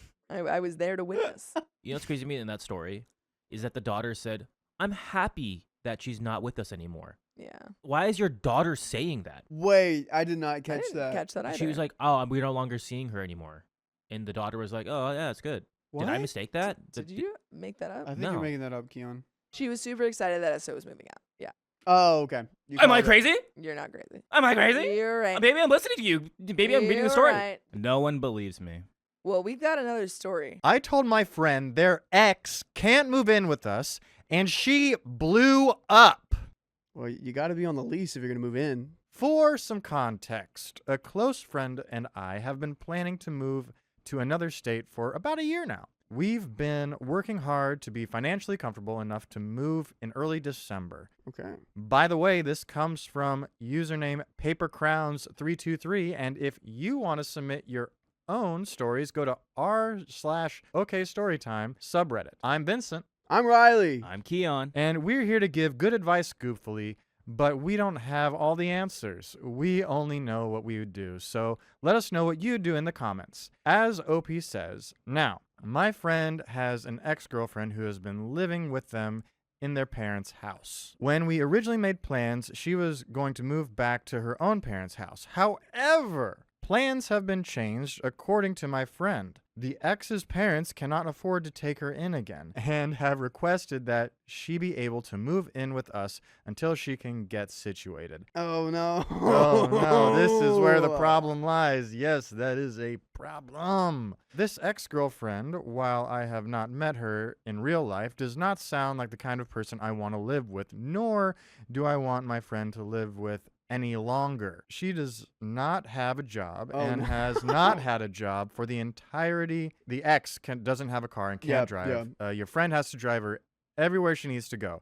She smokes the devil's lettuce, which I don't personally care about, but the smell gives me migraines. She does nothing except lay around in their shared bedroom all day and also doesn't have the best personal hygiene. So, in short, no job, can't drive, smells bad, not super appealing. Again, I have never met the girl, and all of this information comes from my friend's venting sessions and passing conversation.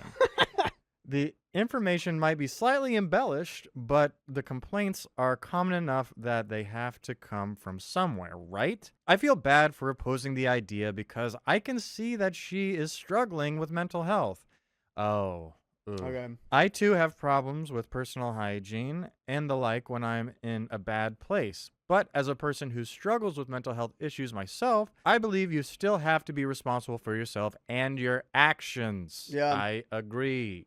You have to own that. That's your responsibility. Yeah, you need to do the work to help yourself out of the hole that you may be in. All right, even if you have to work harder for it. As nice as it would be to lay around all day and have someone else take care of everything for me, it's unrealistic. I also feel bad for my friend who has been financing this lifestyle for who knows how long. What? It's not fair to them to be worried about paying bills for two when half of the equation doesn't contribute at all. Seriously, she's only just now applying for jobs. What is the situation?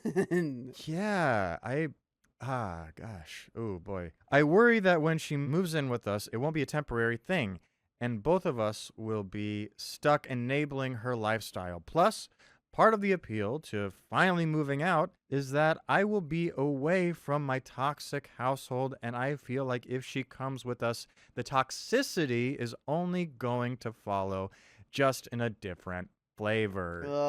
I'm with you on this one. But my friend says that she has no other options and has no one else to stay with. I don't want to be the reason somebody is homeless. Yeah. So, would I be the a-hole if I said she can't move in with us? I mean, I think you're saving yourself a lot of hassle. Also, like, moving away from a toxic household, this is your chance to, like, do some self-actualizing on Yeah. your own. So, Be independent. be independent, and I totally get where you're coming from. You don't want someone latching on who's just going to pull you down. No, it's like crabs in a bucket. Have you ever seen Crabs in a Bucket? Crabs in a Bucket. I saw a play called Crabs in the Bucket, but I Oh. know the saying behind it. Okay, yeah. Yeah.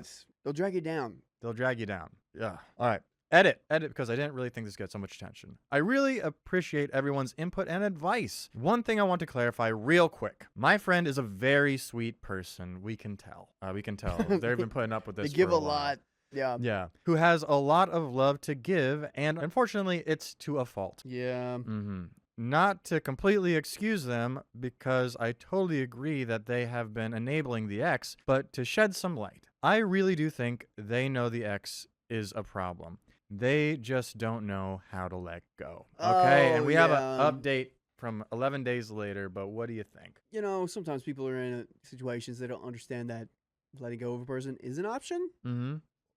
Or sometimes, I was just talking to someone about this today, like someone going through a breakup. If they have like a savior complex as well, Yeah. that like feeling responsible for a person may give them, like if they have a lot of love to give, their caretaker, Mm-hmm.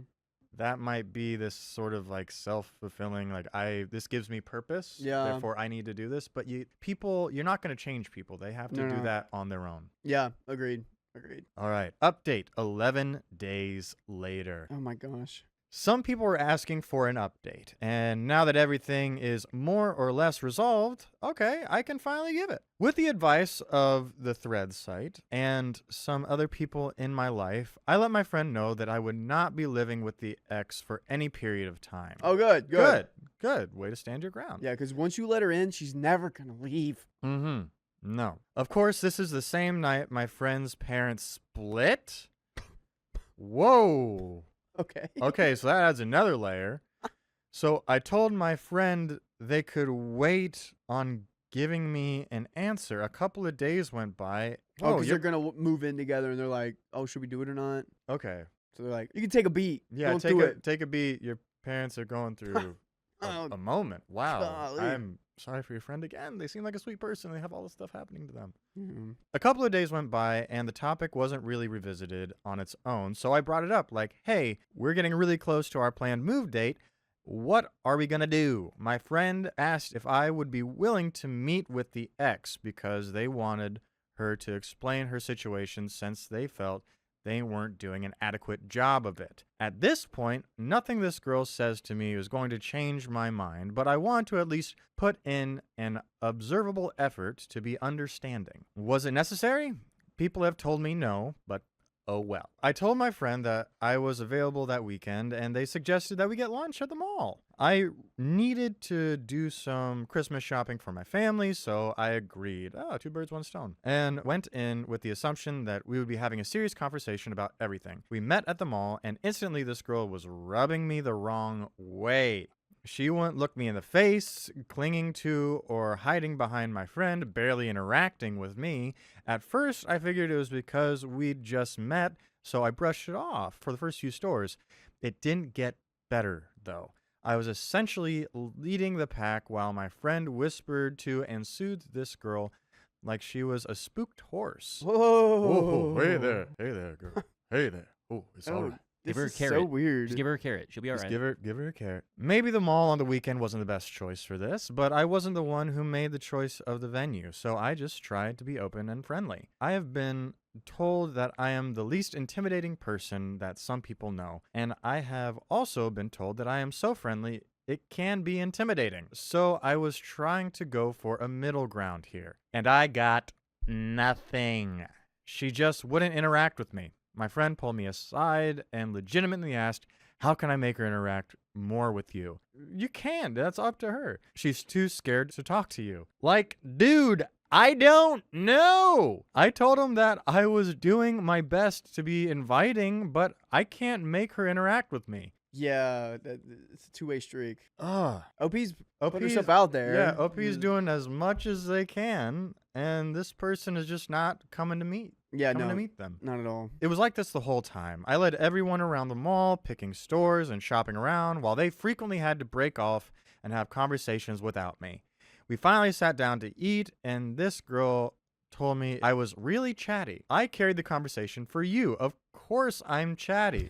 We were going to sit here in silence. Yeah, I thought we were going to have a serious talk when we sat down for lunch, but it never happened. When I got a second alone with my friend, I asked what was up and when we should discuss things, to which my friend said, oh, she's too overwhelmed. I'll have to gauge how she's feeling tonight, and we can plan it then. Oh my gosh. My immediate thought was, heck no, I'm not doing this again. Yeah. Yeah, no.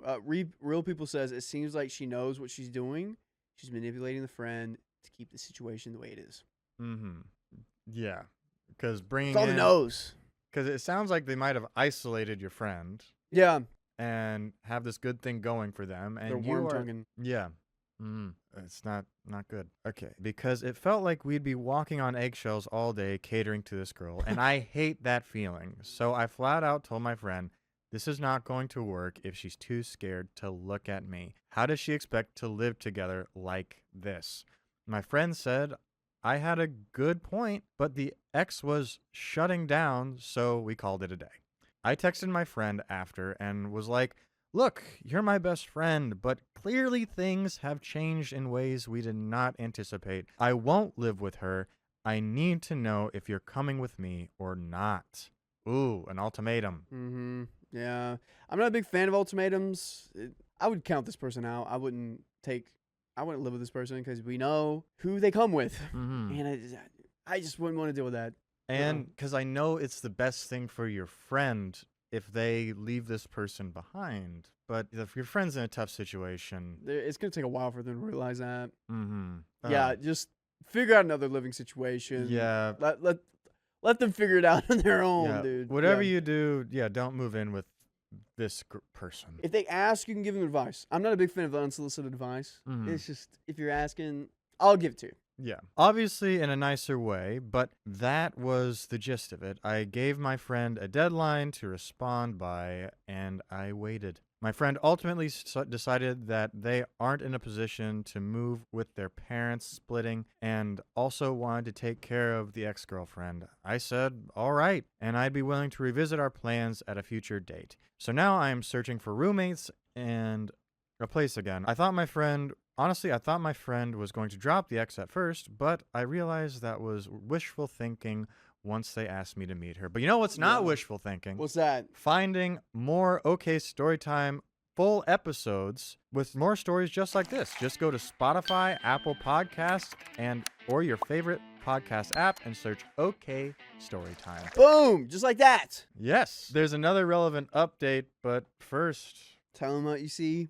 If they ask, find another situation to live in. This is so weird. I don't like this. And I don't know. I wouldn't have given them the hopeful, like, yeah, we can bring this up in the future again, right? No, it'd be like, no, I would have been like, it. all right, that's it. And don't give them that glimmer of hope because they're going to take that and like, all right, cool. They're going to hang on to it. They're going to hang on to it. I mean, I might disagree with that. Like, hey, we can live together once you figure out how to offload this ex, or still the choice of your ex over their friend. I think the answer is no for this season because what this person's going through. Mm-hmm. In a new season, things are different. Mm-hmm. Circumstances have changed. Perhaps. Yeah. I know. All right. There's a update. Okay. All right. I felt kind of like a toxic ex insisting that they choose her or me, but sadly, that's kind of what it boiled down to. Sucks, but I feel like things should have ended a lot worse. Anyway, wish me luck on finding a place and some roommates, because I'm still moving at the end of the year. Major wrench in my plans or not. That's good. yeah, don't let it stop you. Thank you for all the input and advice on my last post, by the way. It was very helpful. Hope your day goes better than my past week has. But guys, that's the end. My girlfriend lied about inviting her ex to our home while I was away. It better be to give us $1 million and a surprise party. Me, 35 male, and my girlfriend Sarah, 35 female, have been together for 4 years. She has a son, Nathan, 9 male, with her ex, Mark, 36 male. Sarah has full custody of Nathan, with her ex having scheduled visitations 1 weekend of every month. Sarah and Nathan moved in with me a little over 1.5 years ago, and in my perspective, it was a little rocky at first. By the way, this comes from Additional Door 3206. And I'm Carly. I'm Dakota. And I'm Keon. And we're here to give good advice goofily, but we don't have all the answers. We only know what we would do, so let us know what you would do in the comments. I've always been pretty protective of my space, so making room for 2 other people was difficult for me. When Sarah moved in with me, we agreed that the visitations for Mark would be held in our apartment as long as I'm home. The main reason I wanted this is because I don't know Mark that well, and I don't want him wandering around our apartment without me there. When we proposed this idea to Mark, he was fine with it. Now, moving on to the real issue. 3 weeks ago marked 4 months since Mark's last visit, so I had asked Sarah when he was planning on visiting Nathan. My girlfriend replied by shrugging her shoulders and telling me she'd ask. She never followed up with it. So a few days ago, I asked when Mark's next visit was, and Sarah said she'd tell me when she knew. Nathan was in the living room, but had apparently overheard us and shouted something along the lines of, "Dad was here last weekend, remember?" Sarah's face immediately dropped, and when I asked what Nathan meant, she wouldn't give me a direct answer. Eventually, she ended up telling me that for the past 2 visits, Mark had been to our apartment while I was working. When I accused her of going back on our agreement, she kept telling me this was her home too, and she could invite whoever she wanted and that it was fine because she was here and watching. I told her that was besides the point, and she violated my trust. It blew up into a huge argument, which ended in me telling her to get out of my apartment. She packed up and left with Nathan. Last I heard, she was staying with her parents. I've gotten several messages from both Sarah and her parents calling me an a-hole for kicking Sarah and Nathan out of their home for something so small. She's even been blasting me on Instagram and Facebook about how horrible I am to do this to her. Why didn't you just say something? Why didn't you just say, hey, Mark's coming by to visit Nathan. He's going to be there while you're at work. That's It's what's going to happen. It's the only rule, though. Why can't you just maintain the one thing that you all mutually agreed on? Yeah, I don't know. If you're going to go and Feels just weird. change the agreement and then lie about it? Yeah, you at least just gotta like bring it up. I don't know. It I don't even feels think like you it's tried- it feels don't even like bring it's it up. coming from a little bit of a place of like insecurity from OP's side, but like He if admitted it's that he agreed likes upon, his own space, but I feel like it's after agreed everybody upon. completely agrees, then the only way to change that again is for someone to come up and be like, hey, we Yeah. were wondering if we could change this, and like, I don't know, give any reason why maybe one of them was uncomfortable, but like, I'd be upset. Yeah, you gotta talk about it. It's got me thinking I might be the a-hole, but I'm not entirely sure yet. So, am I the a-hole? Edit to add, I can see why it's important, but the court order was instructed because of Mark having a criminal record. I'm not sure what it's for, as Sarah has never directly told me, and I didn't want to push her to tell me. Judgment, not the a-hole. More info from the comments. The reason the visitations are scheduled with Sarah or a police officer is because of Mark's record. I wasn't told specifics, but when Sarah and I were going over the visitations last year, Sarah brought it up fairly briefly. I always wondered what it was, but I didn't want to push my girlfriend to talk about it if she didn't want to. She couldn't tell me to leave. My name is the only one on the lease.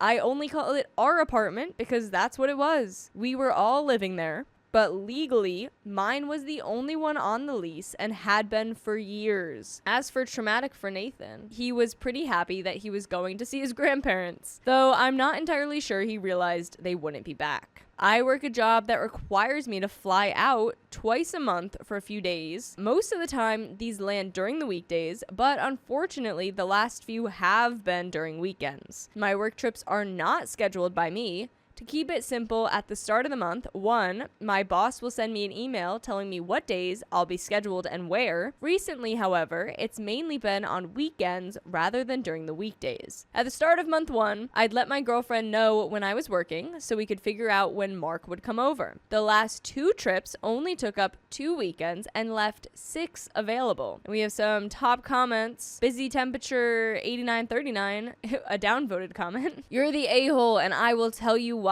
You are living with a woman I assume you care about and trust, yet you say her ex can't come pick up their child at your shared home. Does that mean that nobody can come visit her when you're not home? First of all, that's not what happened. It wasn't just a pickup. He didn't pick him up. He just came over and hung out there. Yeah. What if her son has a friend come over to play? Technically, it's her home as well. The fact that you threw her and her kid out is just horrible. You should be ashamed of yourself. And OP responds, according to the court order, Mark is allowed to take Nathan out during his specified weekend as long as Sarah accompanies them. Of course, Sarah can invite other people over when I'm not there, but I don't trust Mark. Deleted, another downvoted comment. Everyone sucks here. You're being an a-hole for saying that they can't have him over without you there. It's Sarah's home too, and she should be able to have over anyone she wants. You're also an a-hole for kicking her and her kid out over this. That's an extremely crappy thing to do. She's also the a-hole because she should have spoken to you about wanting to change the original agreement, and it does seem weird that she was lying and hiding it so much. Although since you are controlling and your reaction to it, maybe she was just scared. OP says, I'm not entirely sure if she told Nathan to lie for her, as he was at school the last time we had discussed it, and he jumped to say something fairly quickly this time. Downvoted, you are tentatively the a-hole. This is not just your home, or it wasn't just your home. Nathan has a right to see his dad, and Mark has a right to see his son, no matter how crappy he is.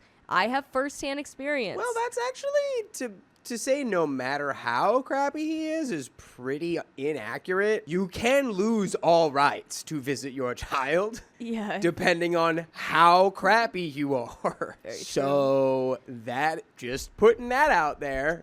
Yeah, I feel like maybe the only way that you could maybe possibly stretch this, that OP was the a-hole, is that he was so quick to kick them out.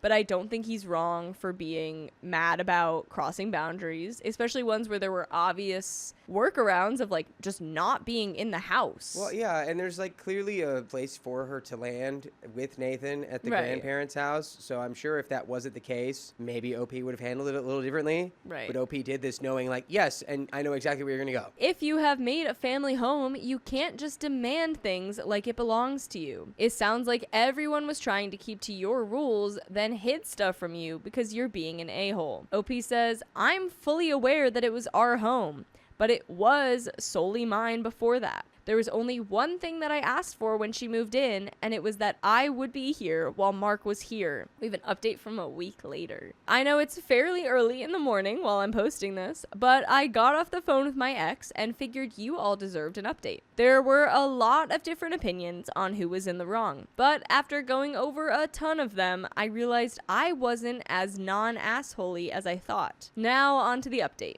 as I'm sure that's what all of you came back for. It's not too exciting, so I'm sorry in advance. Firstly, on Monday, I had a locksmith come by in order to change the locks, which I got the go-ahead from my landlord, and I ordered a new door camera that should be coming in sometime next week. After that, I hadn't heard from my ex until Tuesday, when she called me for a number I didn't recognize, her mother's, in order to apologize. She started crying over the phone, begging me to take her back and that she made a mistake and how awful it was being back at her parents' house. She complained that everything was a mess and that there was a smell she hated. She even promised to never bring Mark over again as long as she could move back. I ended up telling her that she had lost my trust and that I wasn't going to move past this simply because she was having a difficult time at her parents' house. I told her this was her consequence for breaking the one thing I asked her to do when she moved in. When she realized I wasn't budging, it's like a flip had been switched. She started screaming at me.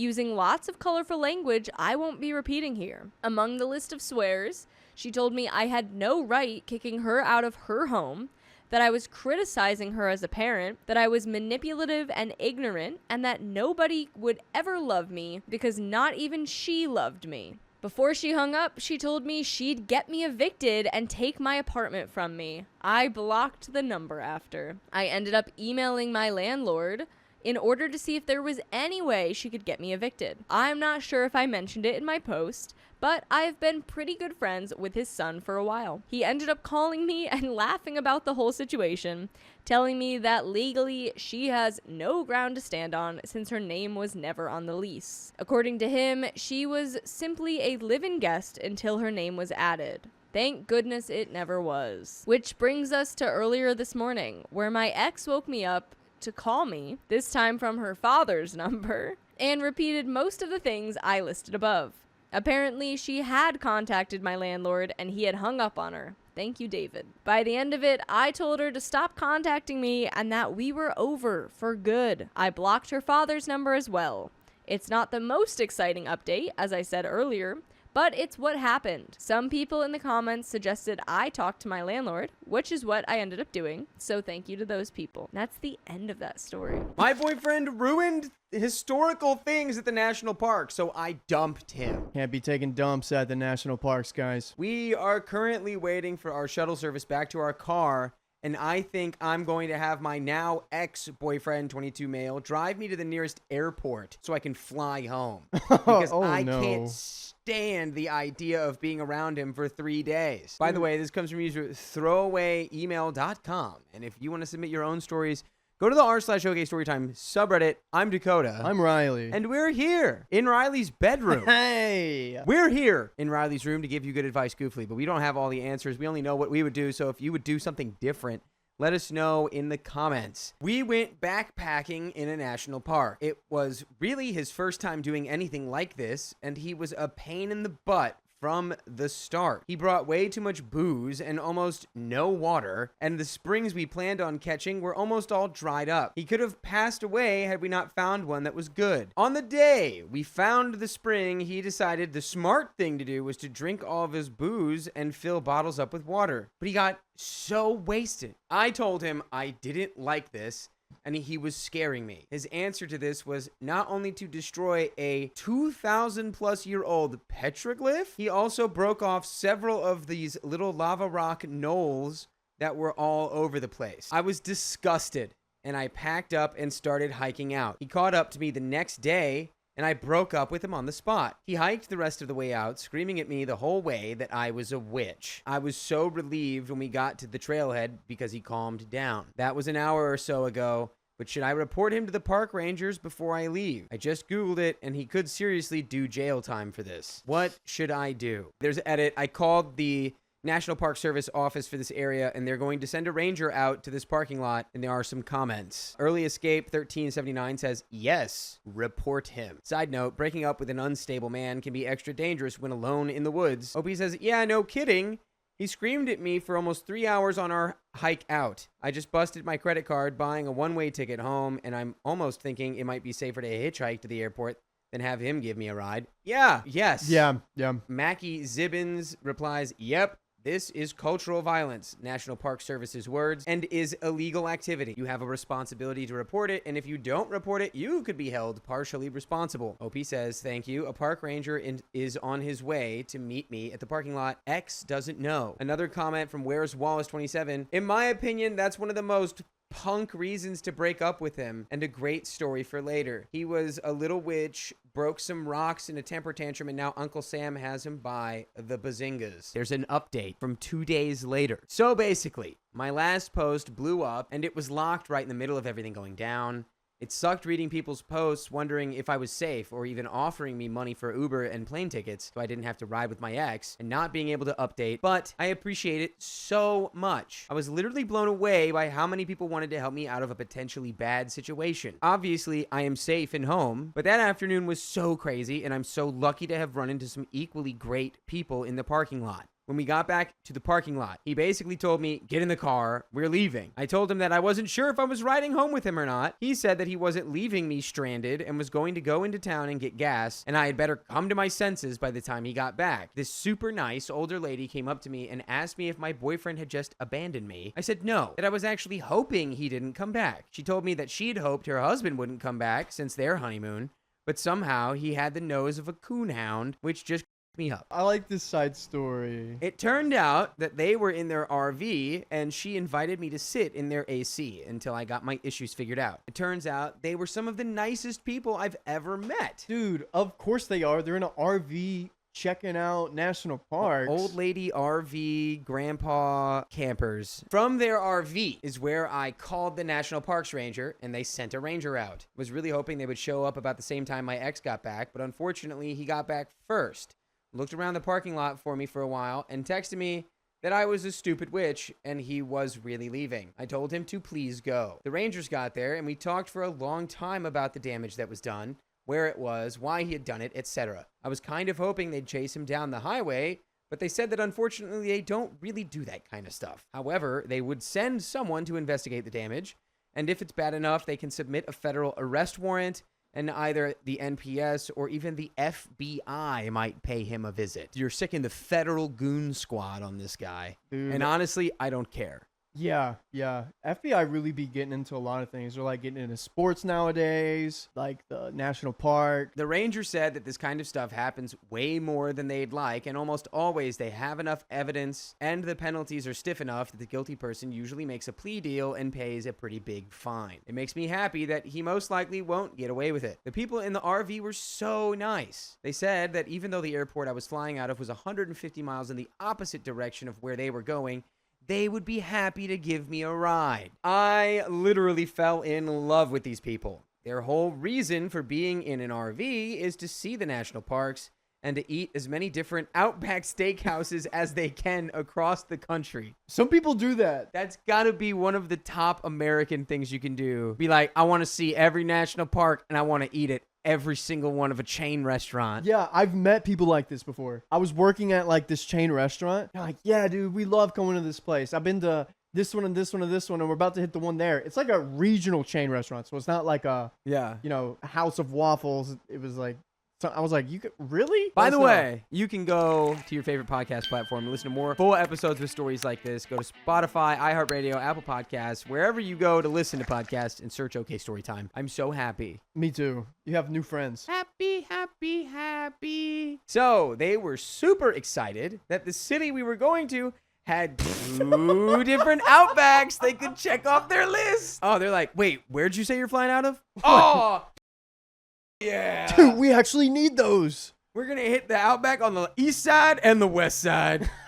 They even took me to get an early dinner with them before dropping me off at the airport. They were so sweet. They insisted on giving me a $100 bill to make sure I had money for an emergency. They are going to stay in touch and maybe even come to see me at the end of the summer. And yes, eat at the Outback in town. So that's really it. I'm sick about introducing my ex to backpacking and confirming he's a piece of crap by doing damage to irreplaceable art and nature. But I'm so glad I'm safe. I dropped a whole bunch of extra weight, aka my ex-boyfriend, and got some awesome honorary grandparents out of it. We have some comments to finish it off. I know this started off as a fairly crappy situation to be in, says the Mockingbird, but good God, those people sound wholesome AF. Retired older people living life really are the best. Glad you managed to get out of this mess and actually relax a bit before flying out. OP replies, I know, they were so charming. They got married during college, share each other's passions, and laughed the whole time they were together. Aww. They've given me a model for what I want out of a relationship. While Waka says, legit question,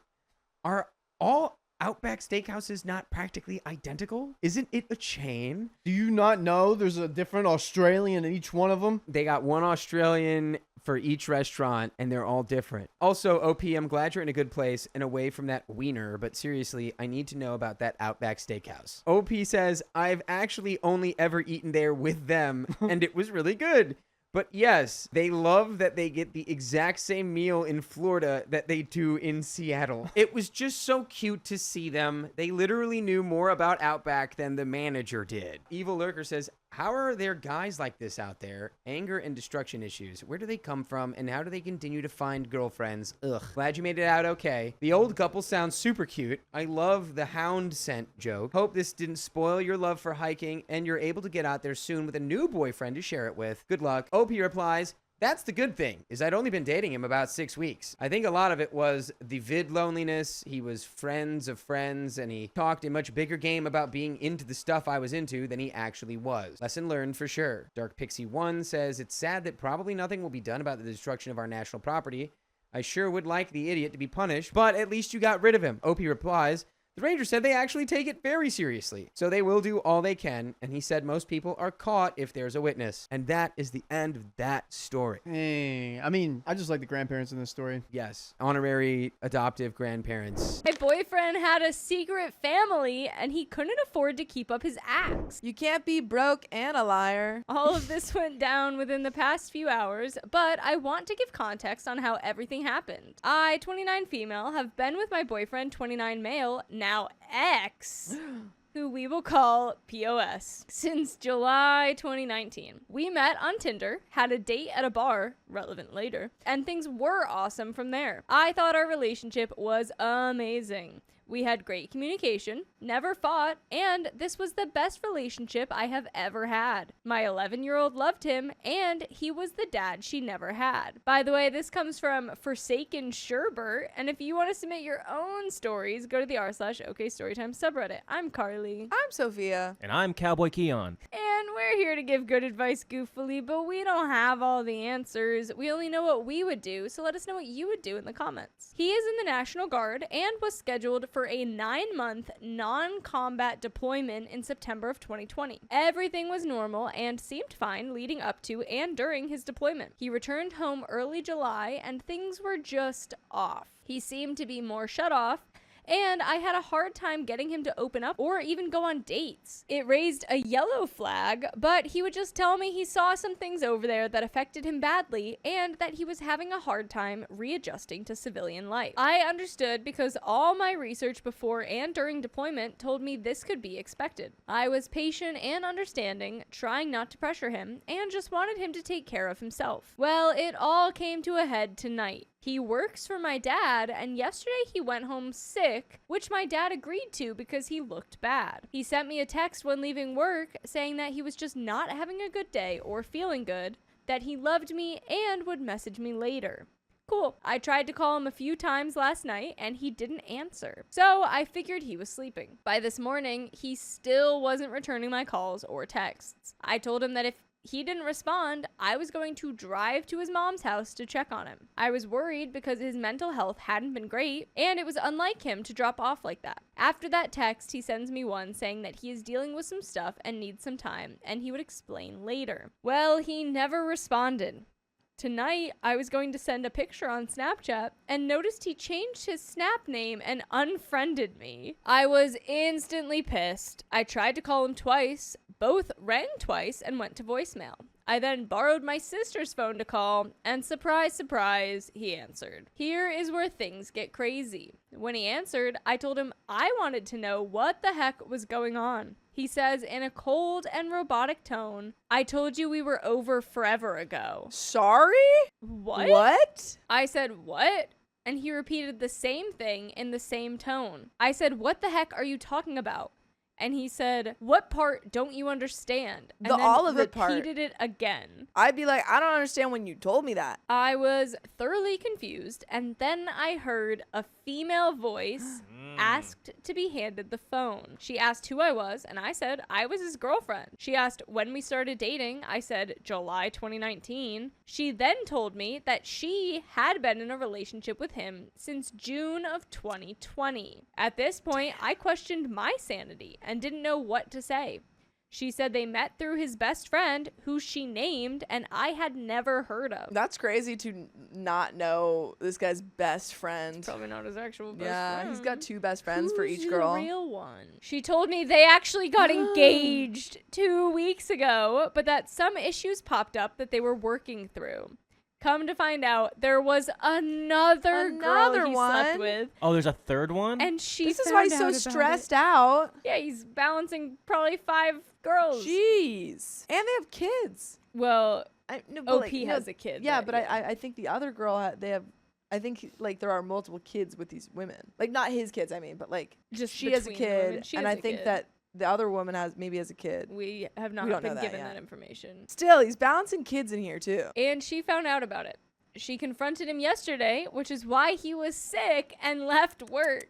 He went to her place 2 hours away from us, and she told him that if he blocked the girls he messed around with, then they could work things out. She was told that I was the ex-girlfriend who wouldn't leave him alone, and he thought blocking me would work while he was with her. I told her that I could guarantee that if this hadn't happened, as soon as he left, he would probably unblock me and tell me he was sleeping or make up some other excuse. She told him that he owed me an explanation, which he didn't have, and made sure he heard me out. Come to find out, she has a 3-year-old who Paul is also a father figure to. Apparently, all the times he said he was with his family or kids, he was with her. He would tell her the same things when he was with me. I asked him how long he planned on keeping up this charade. Would he be married while I became the mistress? He didn't have an answer. He wasn't thinking long term. I asked why he wanted to cheat on me, and he said that our first date was at a bar, which was irrelevant because we had a great night, and that they had more in common. I'm He's sorry. like, babe, I wanted to cheat on you because our first date was at a bar. It's Like, so come on, babe. boring. I know I suggested it, but like, you should have picked something better. It's like so lame. And that they had more in common. I asked why he didn't just break up with me, and he said he doesn't like confrontation. The whole time, the fiance was grilling him too, and couldn't believe there were things that were news to her. She told me her name and told me to look at her Facebook, which had pictures of them. She couldn't believe that he told me yesterday that he loved me, and I offered screenshots showing our interest in relationship was mutual. We exchanged phone numbers, and I asked Paul if he had anything he would like to say. Nope. Nothing. I thanked the other woman for giving me the opportunity to say my piece because otherwise he would have hung up. I ended the call by saying that I hope he gets all the embarrassing STDs, that he gets cheated on in every relationship he's in, and that he never gets his happy ending. I felt like my everybody claps moment, but with only them and my sister's witnesses. I still felt like a bad witch. By the way, you never have to feel bad about not having enough stories because you can always go listen to full episodes with stories just like this. Just go to Spotify, Apple Podcasts, iHeartRadio, search up OK Storytime. I think you did great, OP. You set him straight. Yeah. You're moving on. Moving on out of there. You and your son are going to get back on your feet and be all just okay. Just all right. You honestly handled that great. Just fine. I ended up texting her the screenshots to prove when our relationship started and the context of our conversations. I told her she deserves better than someone who can lie and gaslight for years.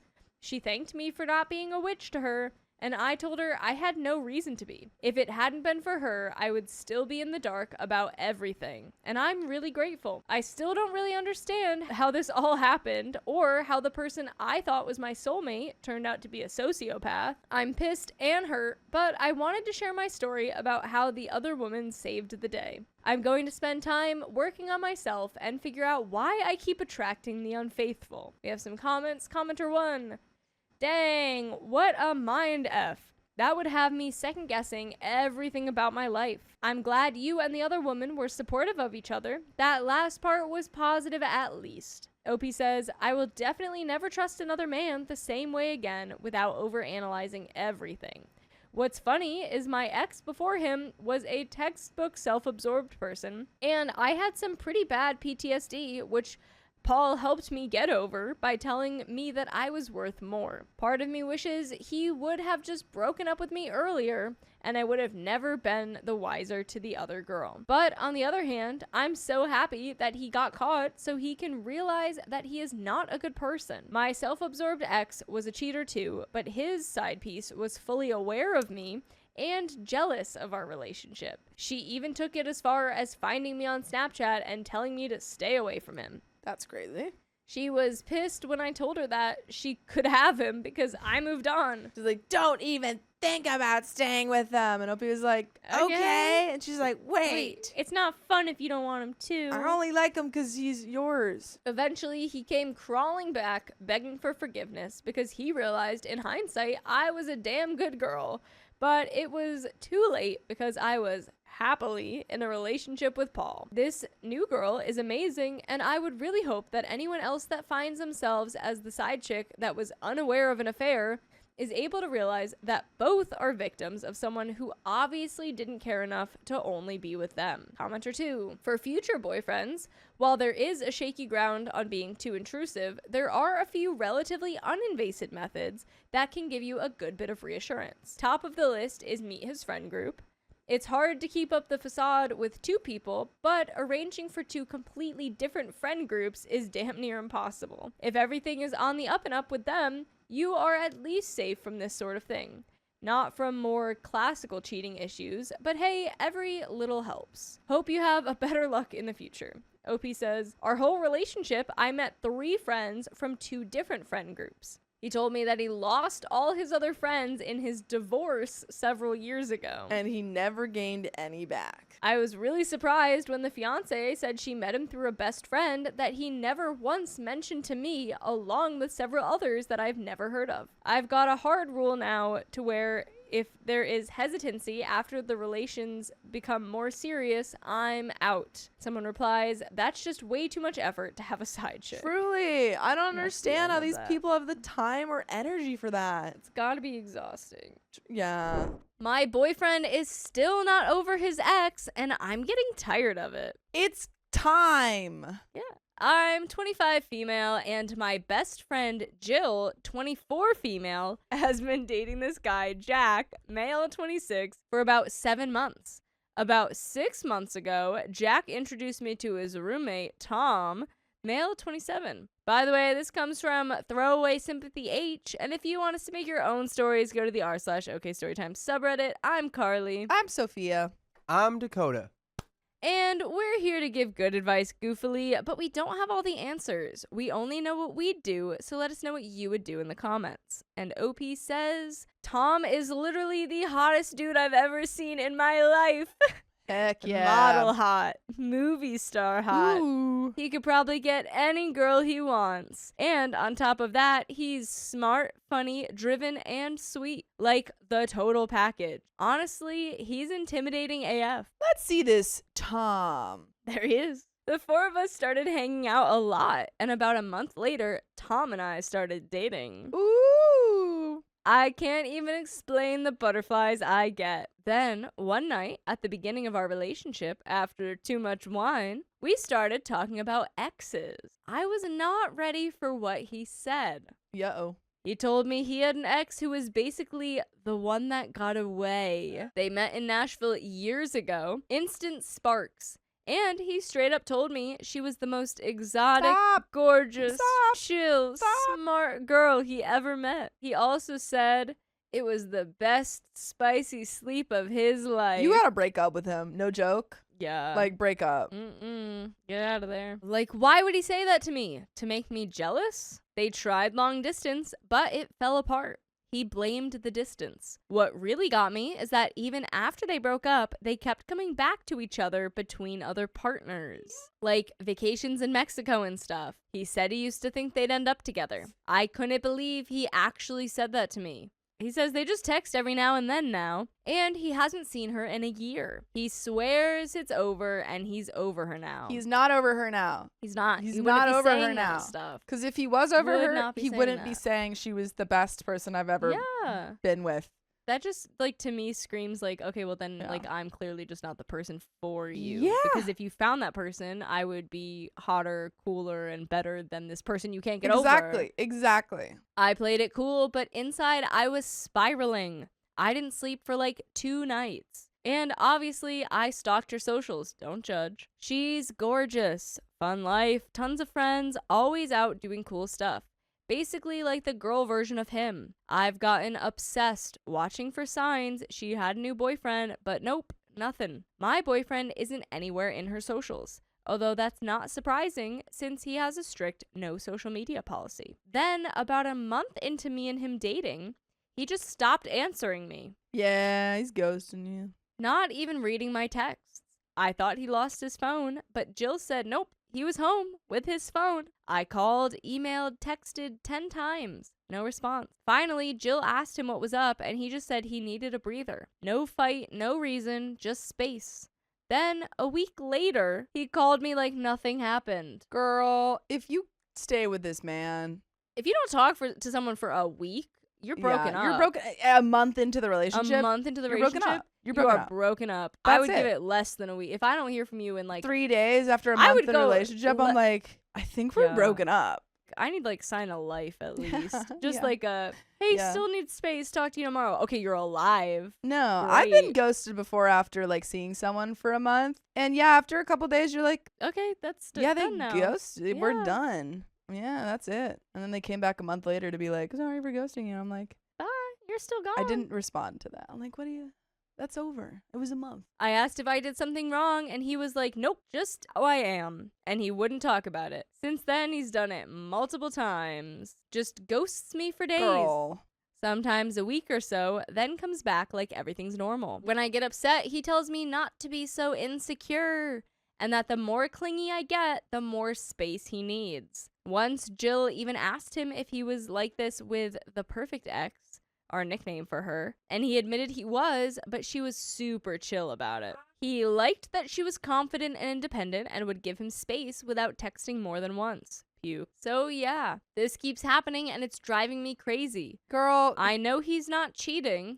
he's not dating you. Jill sees him every day, but it unalives me that sometimes I can hang out with them all and sometimes I can't. I don't handle space well at all. It makes me panic more. Me and my friends are obsessed with the stories on here, and we always joke about starting a podcast where we read them out. About a month ago, I actually wrote this whole thing about my boyfriend, but I didn't post because I got too anxious and low-key didn't want to hear the answers. But now things have gotten way worse, and I really wish I had posted. I want to accept this is who he is, but I don't know if I can. I've already fallen for him hard, but I'm afraid to tell him. I feel like I'm losing my mind. Has anyone had a boyfriend that randomly ghosts you for days or weeks at a time? Does this have anything to do with the perfect ex?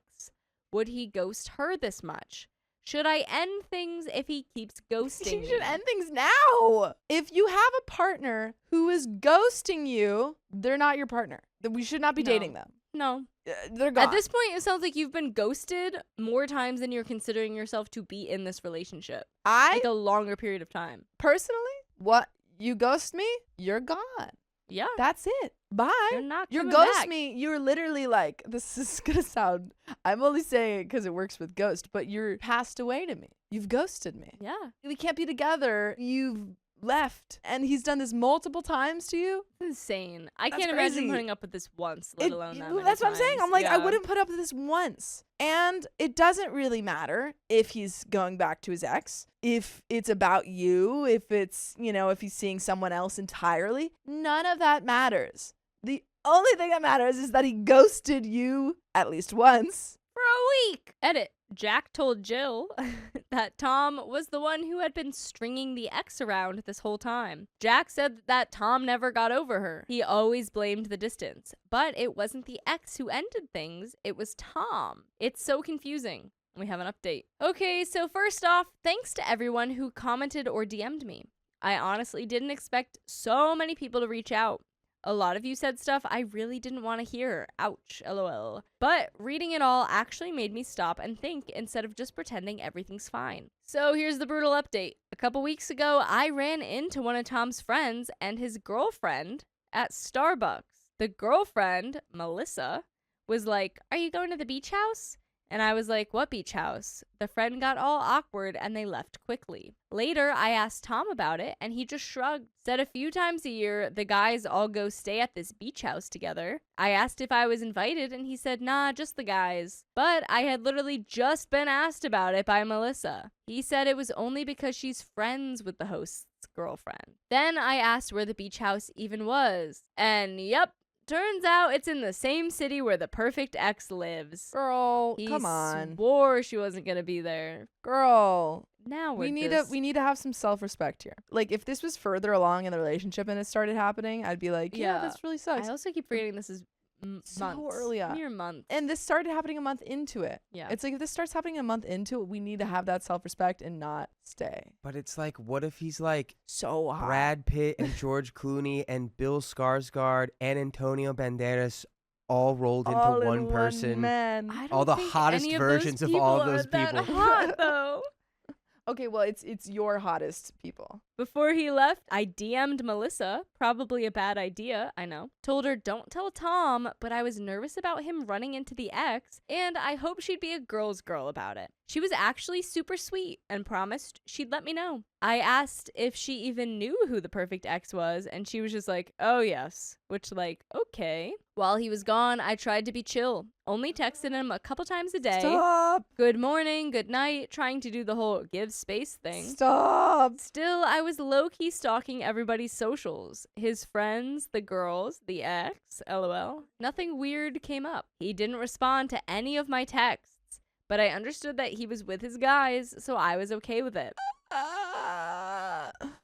I, can't imagine being so uninterested in my partner Yeah. that I don't want to talk to them at least a little bit, even if I'm on, a girl's night. If I was away for a week, yeah, I 100% would still be talking to Keon. Absolutely. Absolutely. Sunday, I thought I was being cute by surprising him with dinner at his place after his long drive. But when he walked in looking pissed, said he had a migraine, and went to bed, bad vibes. OP, you cannot be this oblivious.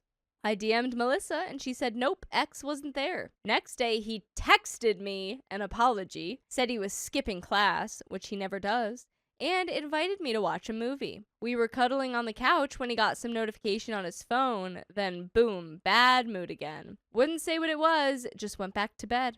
I'm not an idiot. Obviously something happened.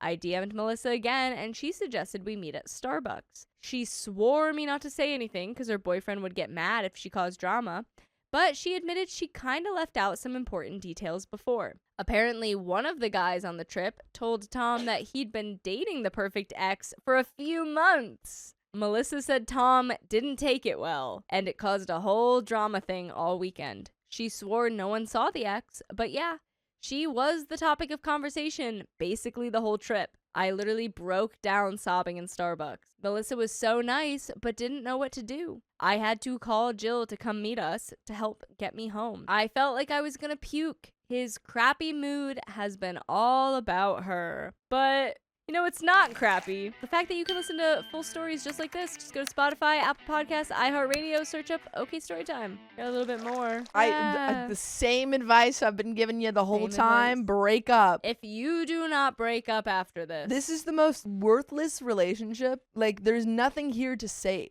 no one is hot enough to ignore all of this. He's not into you. He's not into you. Sorry, I have to give you the hard truth. Because you don't deserve this. You deserve much better, to be clear. Yeah. This isn't about the ex being hotter than you. That we don't know if that's true. This is his opinion. But this isn't about, you having done something wrong or texting him too much. He is a bad boyfriend. Terrible. He sucks.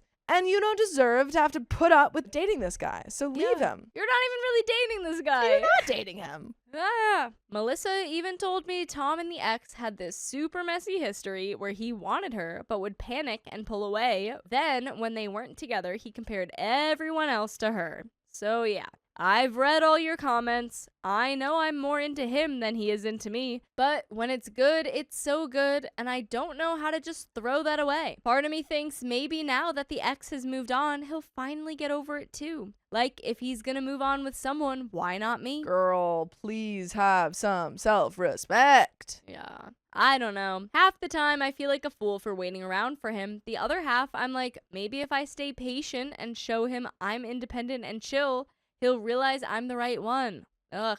Jill wants me to talk to him, but I know he won't want to. I think maybe I just wait this one out while he heals. I don't know what to do. That's the end of that story. My best friend rejected me twice. Now she's furious that I moved on. Oh, well, the shoe's on the other foot now, isn't it? I, 24 male, have been friends with Chloe, 23 female, for 5 years. She's always been there for me, so when she planned to visit me a few months ago, I was excited to finally hang out. By the way, this comes from Hungry Sprinkles 19.3, and if you want to submit your own stories, go to the r/OKStorytime subreddit. And I'm Angie. I'm Dakota. I'm Carly. And we're here to give good advice goofily, but that means we don't have all the answers. We're just going to guess what we would do in this situation. Let us know what you would do in the comments below. So, OP says, before the trip, she admitted that she had feelings for me for 3 years. Woo. We ended up hooking up while she was here. Woo. By the end of the visit, I told her I had real feelings and wanted to see if something could come from it. Oh. She told me no. Oh. She just wanted to stay friends. I was hurt, but I respected it. A month later, she came back saying she couldn't hide it anymore and wanted to try.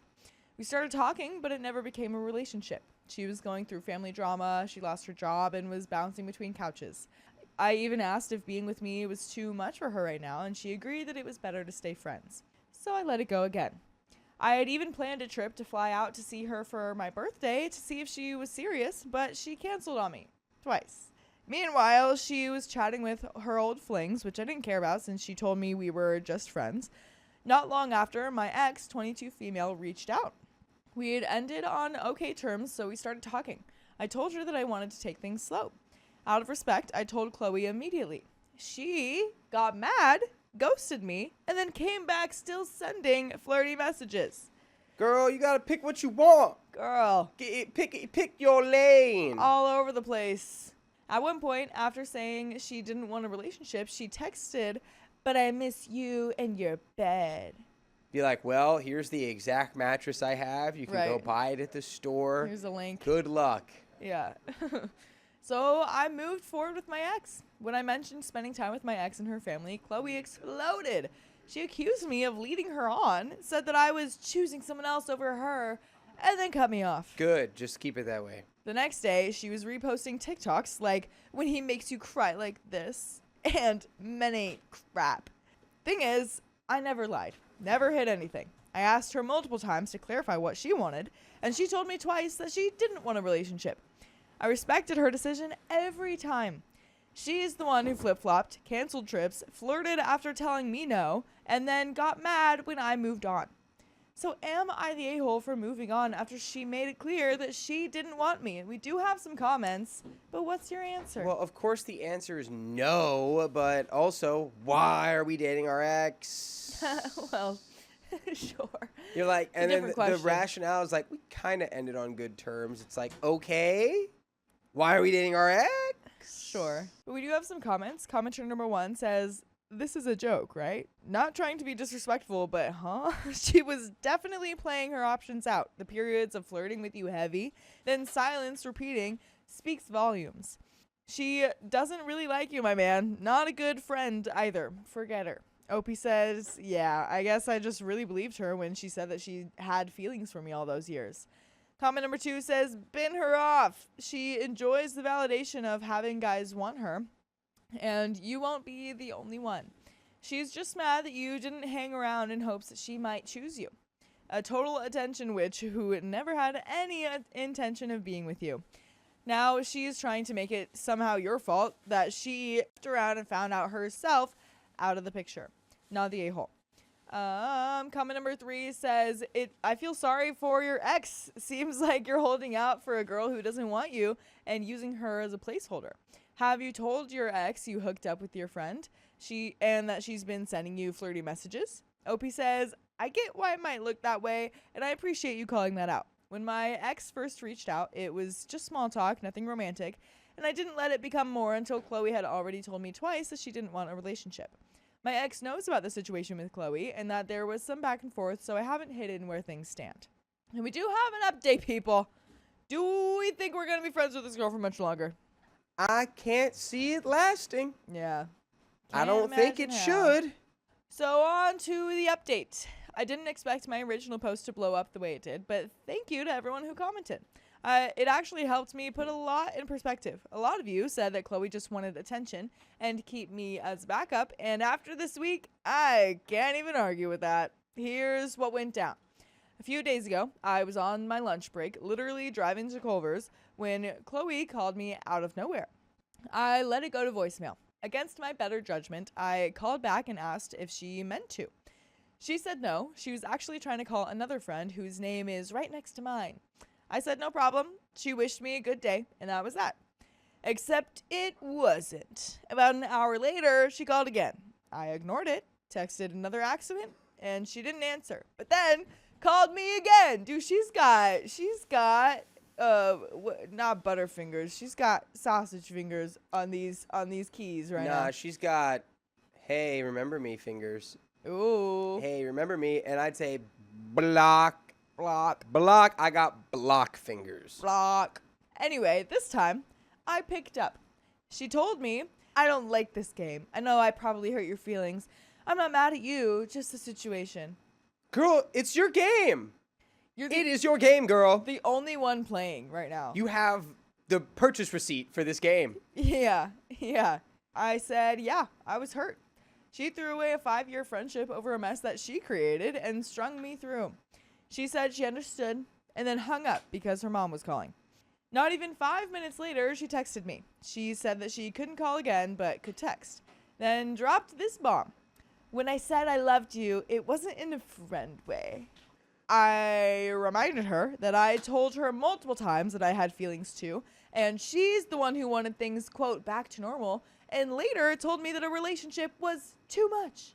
I laid it out. She rejected me twice, honestly 3 times if you count when I asked straight up if we were just friends, and she said yes, about a month and a half ago. Her reply? I bet you have a whole new girl and have never liked me in the first place. Not true at the time. Guys, this is, I said this earlier today about my morning. I was talking to my girlfriend, but this is a, like, put it in like the asterisk, just like a long, deep, frustrated sigh type moment. Just, Yeah. What are you talking about? Truly, what are you talking about? So I did truly have feelings for her. So I asked, how can she be mad at me for moving on when I was literally doing what she asked me to do? I told her, if anything, we should have kept it at friendship level to avoid all the mixed signals. She fired back, I don't want to be friends. I asked her why she reached out at all. Her answer, because I didn't know if you... I don't know how to do it with Space Princess. Because I didn't know if you'd ever give us a chance. There you go. That's what she said. So I spelled it out clearly. I did give it a chance. Multiple times. She said no. Thrice told me she didn't want a relationship. Twice canceled trips I planned to see her. At that point, I had no choice but to move on. I told her my decision is final. I've moved on, and I wished her the best. She replied, please, no. Please, no. But Please, no. I stood firm. Told her that I respect her, I wish her well, but I'm not going back. So yeah, this confirmed everything you guys warned me about. She wanted me as an option, not as a choice. And the second I stopped playing along, she couldn't handle it. We do have some comments. Do we have any final comments before we go into those? Yeah, I really am upset that you didn't go, thrice she did this. Thrice. Twice she did that. And once I cared for her. Blame OP, not me. You could have had the perfect, you were perfectly serving it up. So close, dude. So close. Oh, we gotta work on that creative writing style. But yeah, hey, Honestly, if it was me, I would have stopped entertaining it way faster. Yeah. But, that's because I've already learned this lesson. Because we've been there. We've been there and we left. Walked away from these people. And it looks like you're doing that now too. So at least you got there. But there are some comments. Comment number 1 says, why are you even entertaining her? Didn't you say you and your ex have started up again? Like, who cares what she did or didn't do? You're being really unfair to the girl that you're supposedly with if you're really giving this trick this much energy. OP says, with all due respect, that's a really bold conclusion to jump to. I've never been a cheater and never will be. I have too much respect for the person that I'm with to do that. Funny enough, it's actually been the opposite in my life. I've been cheated on in every relationship except my current ex, and we only broke up the first time for reasons unrelated to cheating. And just to be clear, I never claimed that she and I are officially back together. We're talking and taking things very slow. So not only would cheating go against my values, but in this situation, it doesn't even line up with the facts. LOL. Comment number 2 says, are you being transparent with the woman that you are seeing right now about this? I feel like you will be effing on and off with Chloe while taking things slow with your ex. You seem to be enjoying her being the one chasing you for once. If you are truly done with Chloe, cut her off completely. Stop answering her texts and calls, or you'll just end up going back to her. Opie says, my ex is fully aware of the fallout between Chloe and me, and to be clear, I haven't been messing around with Chloe at all since this situation began. Yeah, that really seemed a little like a bit of a jump from the commenter. Yeah, it's like adding on from the previous commenter. Hey, little commenter, what have you been doing? Right. You been messing around? Projecting. Would you mess around with perhaps? someone who did this to you? Right. I don't enjoy the chasing. It's only ever left me drained, and I've already cut her off completely. Good job, OP. Another commenter says, block her already, LOL. She has never loved you, my guy. She had you as a backup plan and likes the attention. Don't let her mess up your relationship because she will if she gets the chance. Cut her off for good and block her everywhere and move on. OP says, I completely understand where you're coming from, and I agree that keeping her in my life any longer would have only created more issues. I don't think she's ever intentionally set out to hurt me, but I can see now that she liked the comfort and attention more than she actually wanted me. That's not healthy for either of us, and I've already cut her off completely to make sure that she can't interfere with what I'm rebuilding now. It was a hard lesson, but one I definitely needed to learn. And that is the end of that story, but that's not the end. To the full episodes of stories just like this one that we have on Spotify, iHeartRadio, Apple Podcasts, and whatever your favorite podcast platform is. Just search OK Storytime. You're going to find way more. Just do it. Do it. Do it now. Go listen now. Do Go it. listen. Go. Do it now. Go. Not if you're watching this live, but if you're watching this after it's been live. Go. Yeah. Go. Don't leave us now, but if leave us later, go. Go. Go on without me. Leave us for more of us. Yeah. But yeah, I think he did everything right. He seemed to kind of, I don't know, stay friends as much as he could before while kind of questioning it. But now it's confirmed friends is not a good option and he cut it off. That's great. Lesson learned, Lesson experience gained, level up. Level up. Hey, you've leveled up. Congratulations. My ex ruined my life and almost our business too. It's one thing to do the relationship, but you can't go after the business. Come on! And this comes directly from the OK Storytime subreddit, and we do have a trigger warning for substance use disorder and verbal abuse.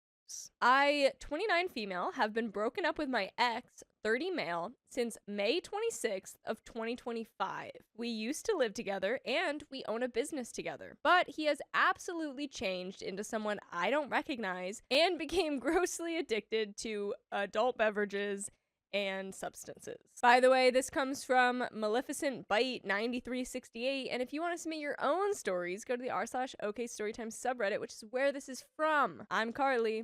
And I'm Savannah. And we're here to give good advice goofily, but we don't have all the answers. We only know what we would do, so let us know what you would do in the comments. We own a catering business, so he got booked for a consultation job in another state very far away and was gone for almost the whole summer. He left in April and came back in August, but his contract was supposed to go until the end of September. Right before he left for the contract, his best friends moved to town. While he was in the other state, one of my other groups of friends decided to float the river to celebrate their birthday on Memorial Day. They invited me, and I asked if my now ex-boyfriend's friends could join. The birthday boy said he didn't want to associate with my boyfriend or any of his friends. When I asked what he meant, he said he thought my boyfriend was a lying and manipulative person who always needs to be the center of attention, and he didn't want to spend his birthday with people like that. I told him that was fine, and I said I couldn't make it since I already had plans with my boyfriend's friends. When I called my boyfriend about it, he freaked out, started screaming and cursing, and called me horrible names. He then broke up with me after I told him that wasn't an appropriate reaction.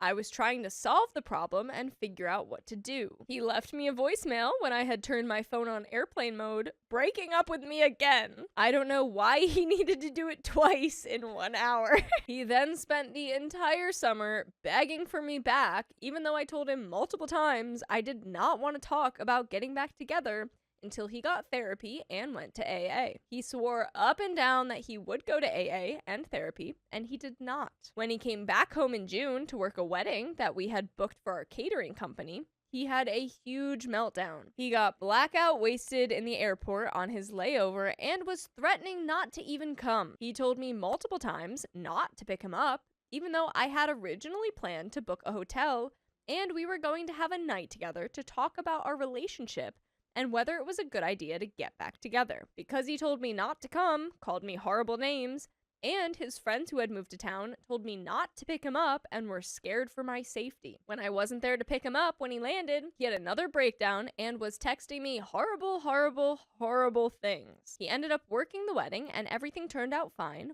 but threw a tantrum the whole time and treated me horribly. He did start therapy after his big breakdown and went to AA while he was in town, but when he went back to finish the contract, he continued drinking, using our business credit card to go out and party, and wasn't showing up to work. Fast forward to August, we had another wedding.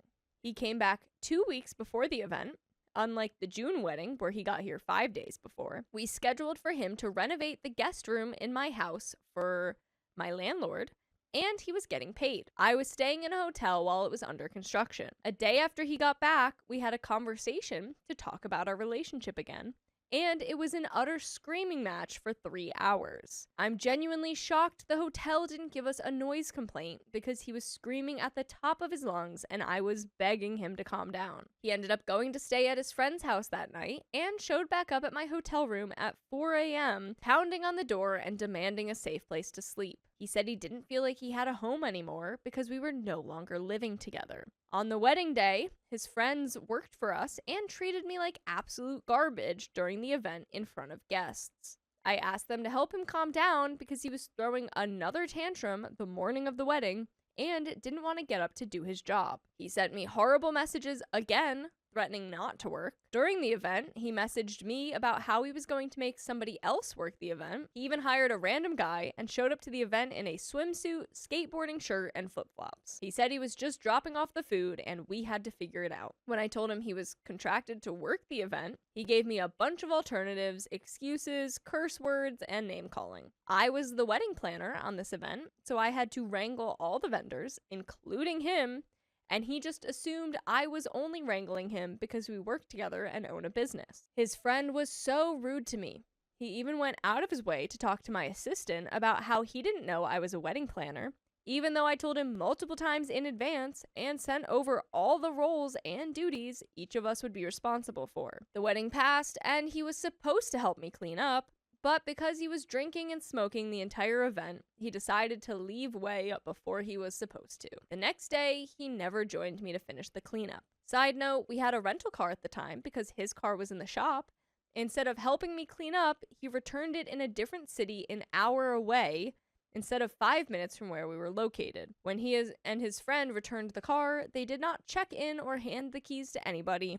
They just dropped it off in the airport parking lot in a random spot. I got a call about a week later saying that the car was never returned and we were getting charged over $200 a day in late fees. When I called him, he angrily hung up. The rental car company later called to say it was resolved and I was not going to be charged. We also had to put the rental car in my name because he constantly loses his wallet, phone, and keys. The day after the wedding, when he threw that huge tantrum, I told him I was absolutely done. He could have the business and I just wanted him out of my life. I'm done for good. Leave me alone. I mean, this guy is Thank actually God. the worst thing. Like, OP, what you a baby. if this hadn't resulted in I'm completely cutting you out from my life and you can just bye, I was gonna be like, what are we doing? No, this guy's absolutely insane and needs like professional help, like in many different ways. And that's not your job, OP. He can get his crap together and then, you know, maybe you could be together, but seems like he's just gonna be crazy and doesn't want to help himself. So, bye. Bye-bye. His 30th birthday was a couple of days later, and he went around telling everybody that I broke up with him on his birthday. It's wild to me because he broke up with me in May, and we never got back together. Remember, they were never back together over the summer. They had been broken up.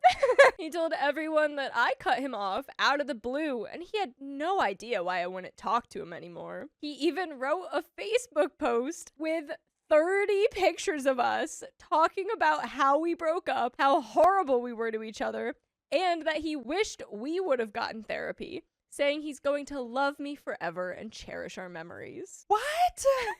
So you're completely like, he's like 10 different people in one thing. He's like, oh, you know, like, I'm going to be manic over here. And then I'm going to be like, you know, all fun and lovey over here. But then on Facebook, I'm going to be like, oh, like, she broke my heart. Everyone feel bad for me. To my friends. Love her forever. You know, yeah, I love you forever. Cherish the memories we have.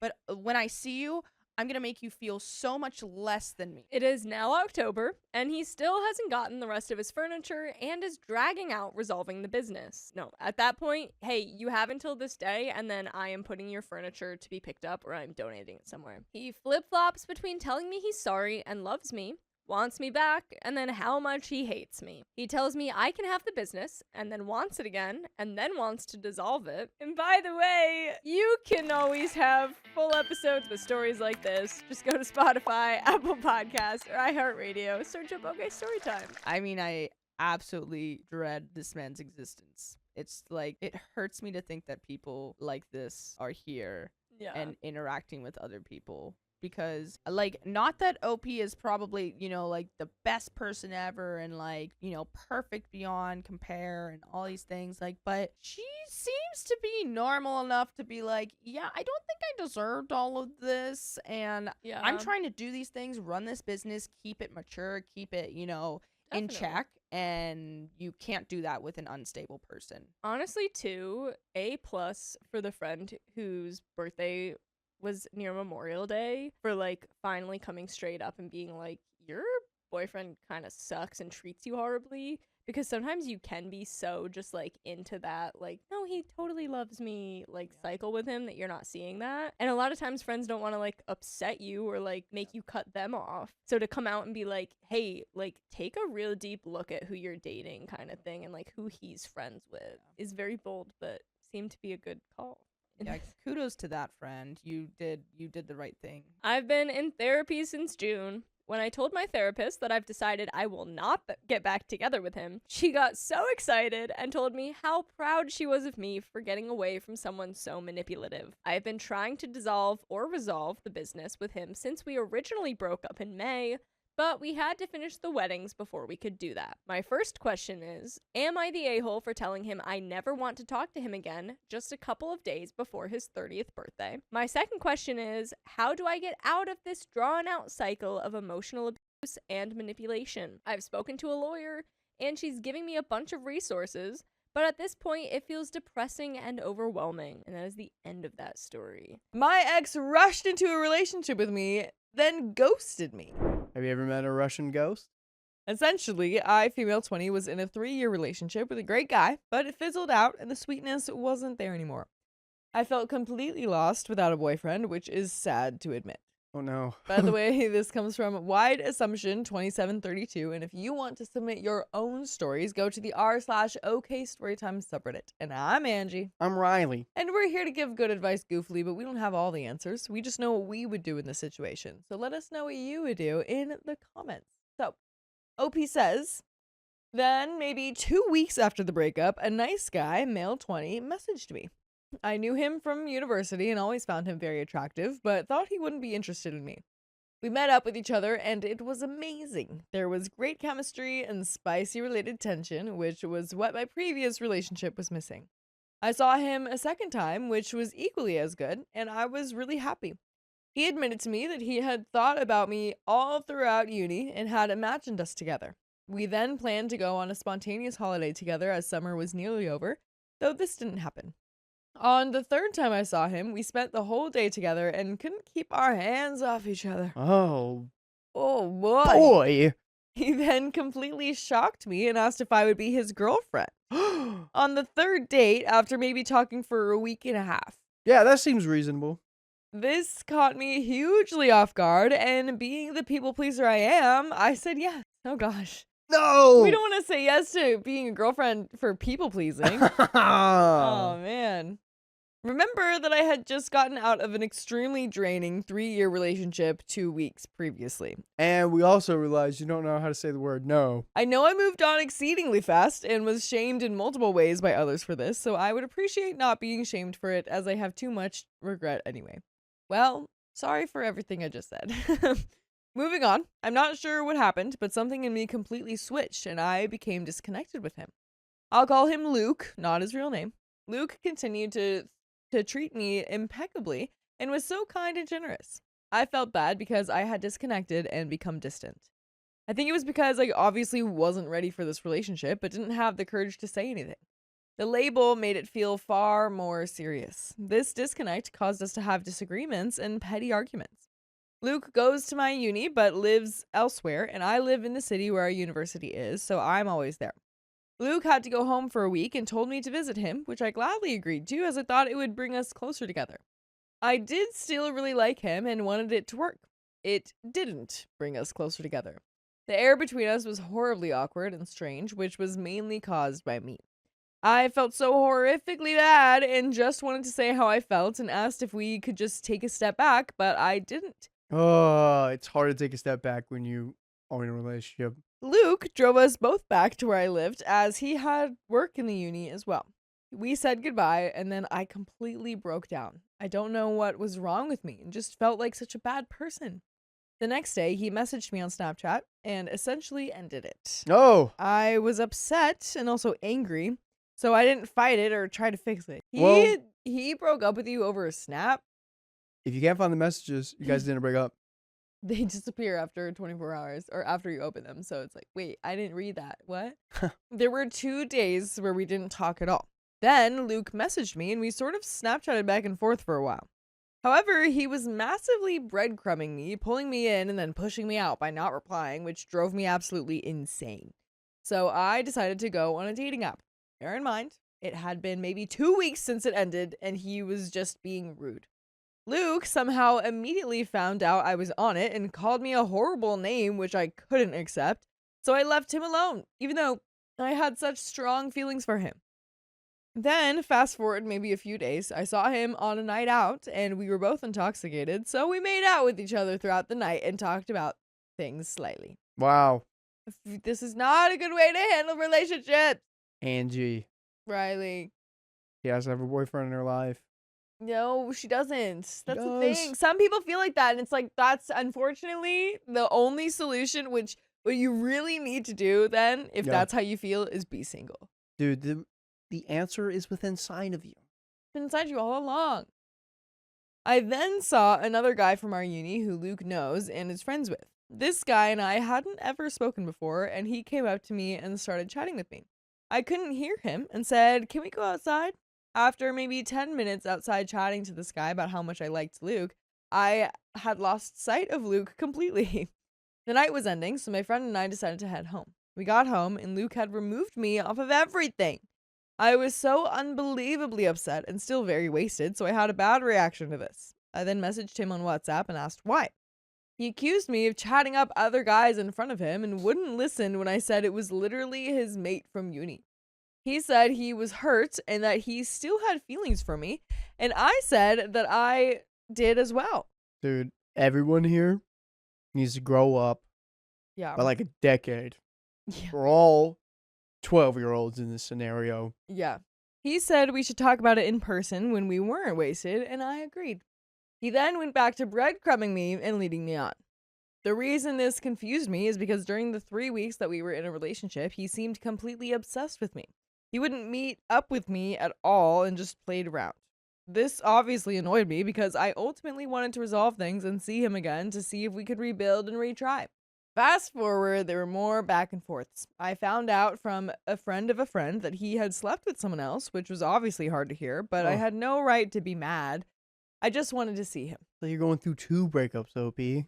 Yeah, literally. I finally convinced him to see me. I had just gotten a new car, so I picked him up to show him, and we went somewhere we regularly went when we were together, which he suggested. We then went for a walk after having caught up on the drive there. He was very touchy and flirty, kept hugging me and playing around with me, and seemed like his old self that I really liked. He kept staring at me and touching me and fixing my hair. I was so happy because I finally thought that things could actually turn around. Yippee! After less than an hour, he said, "Let's go back to the car." I agreed, thinking that we were going to do something else. He said he wanted to go home.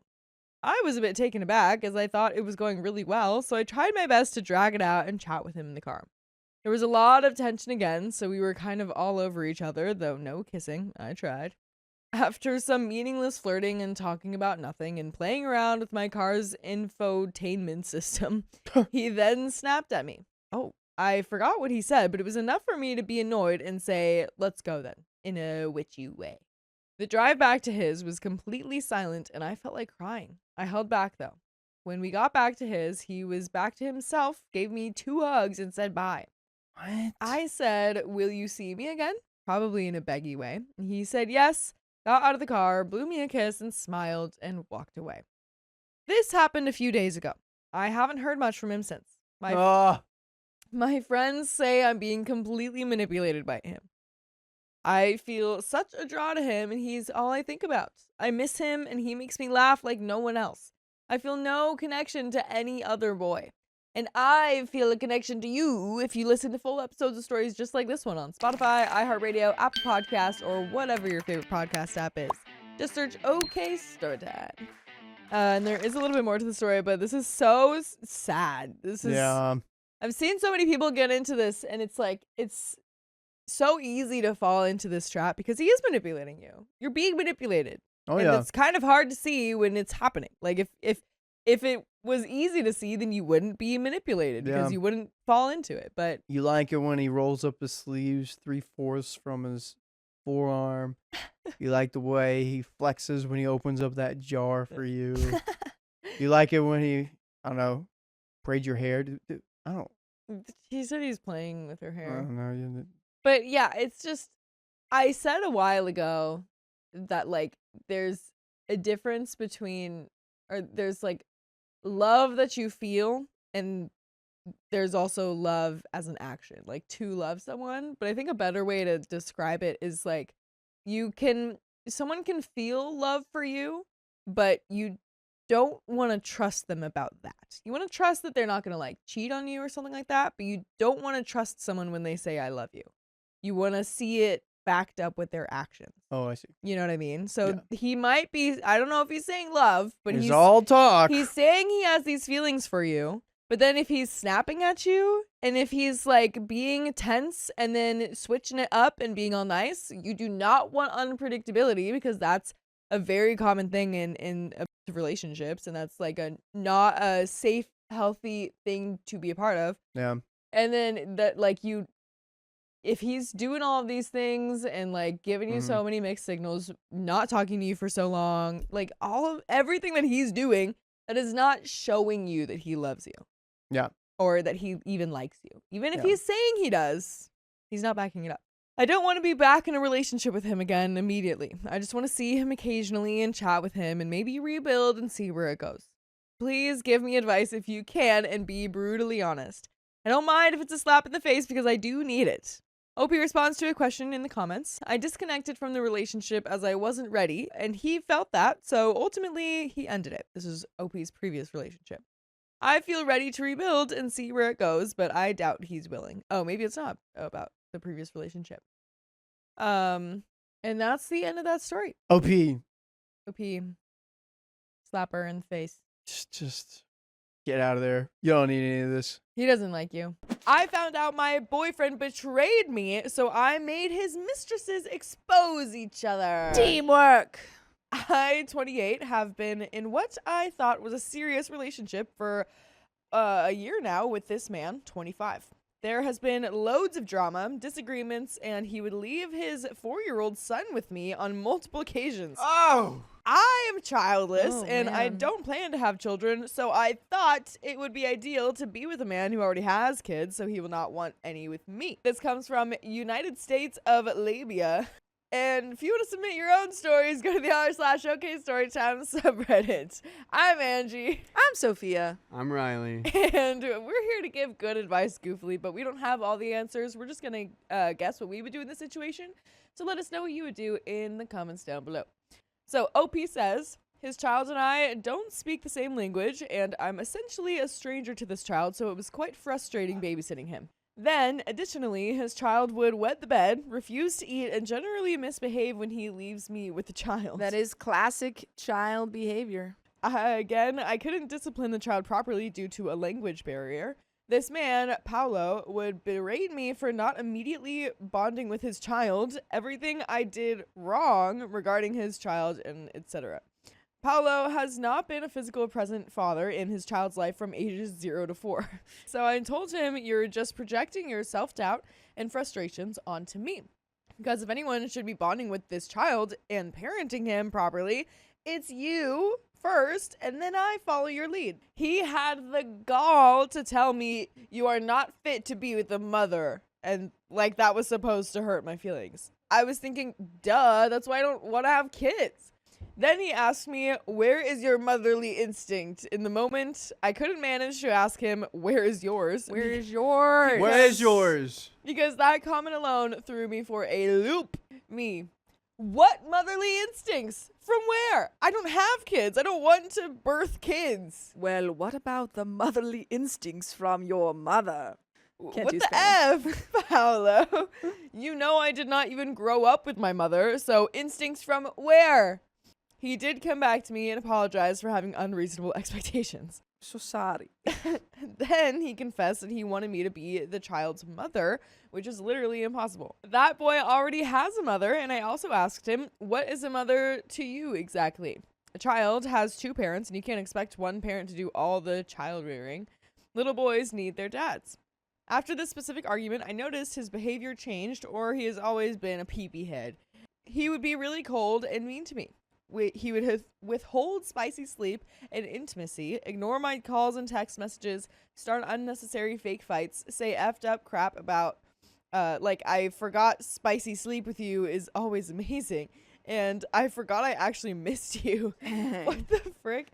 I asked him directly, what's wrong? Do you want to be with someone else? What is your problem? He would ignore or dismiss my concerns and give very empty reassurances. That's when I knew some effing crap was happening. I told myself to be patient, and eventually he'll get overconfident and slip up. I needed evidence, so there would be no way for him to manipulate me into thinking otherwise, like he has been doing. And so it happened. His phone broke, and for work, he always needs to be reachable. So he started using my old iPhone without asking me permission. When I tried to just ask him about the iPhone, he immediately got angry and said, there you go again about your phone, blah, blah. My iPhone is registered to my iCloud, so I could see his whole call log. There were some very suspicious phone calls to the same woman every day. I thought that's not enough. Then I found a prescription for STD medication in his coat when I was doing laundry, and one of the call girls' name was on the prescription. I thought again, that's not enough. You thought again, that's not enough? That's crazy. Girl. That's crazy. Girl, we got full on proof in the pudding. Yeah. So obviously it's my iPhone with my biometrics password. Therefore, post some very dissatisfying, some of his worst work, coitus. I knew he would pass out, so I began my scheme. Girl, why are we scheming? Just say bye. Just like, We're not married. Yeah, exactly. Just get out of there. I waited for him to start snoring because that is when I knew he was in a deep sleep. Reached over for my old phone. I started going through text messages and social media. Some messages were deleted, of course, but I got the gist. It was all there. He was cheating on me with multiple women. We're all shocked. He and the STD call girl both got treated, so when was he going to tell me to get treated? What an a-hole. Did you get treated after you found the STD medication? Yeah, I guess not. I don't know. I was furious, and then I thought up a plan. According to their conversation, STD girl seems to be irate and jealous because she had an inkling that he is a witch. Then there was a new girl, and it seemed they were saying I love you to each other, but they haven't had spicy sleep yet. Maybe she lives far away, maybe she doesn't give it up easy, who knows. So I thought I'll get a spoof text number. I text the STD girl with all the contact details of the new girl, and the text went something like this. Hi, STD girl. You've been trying to reach Paolo, right? Text this new girl. Her number is XXXX. He's been with her this whole time while ignoring you. The next morning, Paolo's day was absolute chaos. He couldn't figure out who this spoof number was. STD girl called new girl, and now they were both giving him heck. He was anxious the spam number would text me next since they are revealing all the witchcraft he has been up to. I pretended like I didn't know a thing. I also texted myself with the spoof number saying, hey, are you OP? Ask your man who STD girl is. Oh, she's covering all of her bases. Wow. I don't know why, though. Why? Yeah. This isn't Ocean's 11. Right. We can just go. You just leave. Just leave. Just get out of there. He suspected I was behind it, but I was a coy. And then I confronted him with tears, yelling, and the works. I told him after that the anonymous text message and the STD medication prescription, obviously he is cheating. He thinks that the STD girl did it. Last we spoke, he was furious with her for blowing up his schemes. His schemes. Just because she was bitter that she was a side chick, according to him. Meanwhile, I'm just chuckling at him spiraling. Yeah, I'm heartbroken. Obviously, this is the end of that fake butt relationship. But I'm not the one crying. We're all gonna be heartbroken. Womp womp, sucks to suck. P.S. No, they're not call girls as in spicy sleep workers. I'm just making a pun. And we do have an update for the additional tea. And I want to tell everyone we are like exactly halfway through this story. Oh, What? dang. Yeah, we That are like... infuriates me, actually. Spill that tea. Woohoo! We have thoughts before we spill the tea. Anyone want to make a speech before we dump the tea into the river? Yes. I'm frustrated at OP. You're telling me that we got a whole other half of this story when she could just leave Paolo? Yeah. So, there is more. The more is just more context on the plan and how it played out. Okay, so maybe it's not further relationship going on after this whole scheme. It's just more detail about this scheme. Oh, boy. Let's do it. For my plan to work, I had a friend of mine that Paolo has never heard of help me. She asked me, okay, you'll spoof text STD girl, but how will he know that she called the new girl? I confidently told my friend, STD girl seems like a crash out and like she has feelings for this man. I also had a feeling she knew he was in a public relationship with me. So she will be the perfect person to set up. My friend had her doubts, but I told her, don't worry, have patience with me. The spoof text was sent to STD girl at night, so now we wait. And he did not come over to my place that night. In the morning, he came over, acting like a guilty kid that was caught doing something bad. He asked me, hey, did you receive any upsetting text messages last night? Me, no, upsetting how? You tell me? Huh? How would I know if you're asking me about it? Like, did someone pass away or something? I thought it was a text sent to everybody. Who's everybody? What's going on? We'll talk about it later. That's Oh, how that was I good knew French. it was working. After that, in the call log, there was a bunch of incoming and outgoing calls to STD girl and new girl. Mwahaha! So, my friend helped me in this way. New girl called the spoof number, and my friend answered. She was asking, how did you get my number and send it to STD girl? Blah, blah, blah. My friend said, you must be sorely mistaken because I have no idea what you're talking about. Then, new girl, while speaking to my friend, asked her, can I call you back and connect to STD girl for a 3-way call? My friend said, yes. And then blocked new girl, STD girl, and Paolo's cell phone number. Why are we tormenting new girl and STD girl? Yeah, I don't know. Doesn't either. seem like they freaking knew about you. Maybe Yeah. STD girl did, but new girl certainly didn't. So why are we tormenting them? You're kind of the a-hole, OP. That's how I knew my plan went perfectly. Then he happened to find me on my lunch break. He asked, what exactly are you up to? Me, warming up my lunch. Haha, very funny. What's going on? You said we would talk about an upsetting text or something? He then explained some convoluted story about an anonymous number texting him. Then later it became an unknown number that texted his close friends. And this unknown number texted something about my name. Then he said the text said something along the lines of, stay away from my man. The spoof number belongs to an Ava, he said. Would you like to say that line? OP, who is Ava? I don't know. New girl called him while we were talking, so I said his name loudly, and he had to hang up the call. But before he hung up, I heard him say to her, I don't know this number. I have never seen it before. I'm also trying to figure out who Ava is. I told him Okay. he wasn't making any sense. He told me, Listen, you must find out about something, and then you're going to hate me. I think my little secret is out. Don't worry, it's nothing that can hurt you. I was seething, but I played it cool. Listen, for the next 7 days. The next 7 days, I am going to avoid you. Today is the first day. Why? I didn't do anything wrong. Yes, you didn't do anything wrong, but it's for your own good.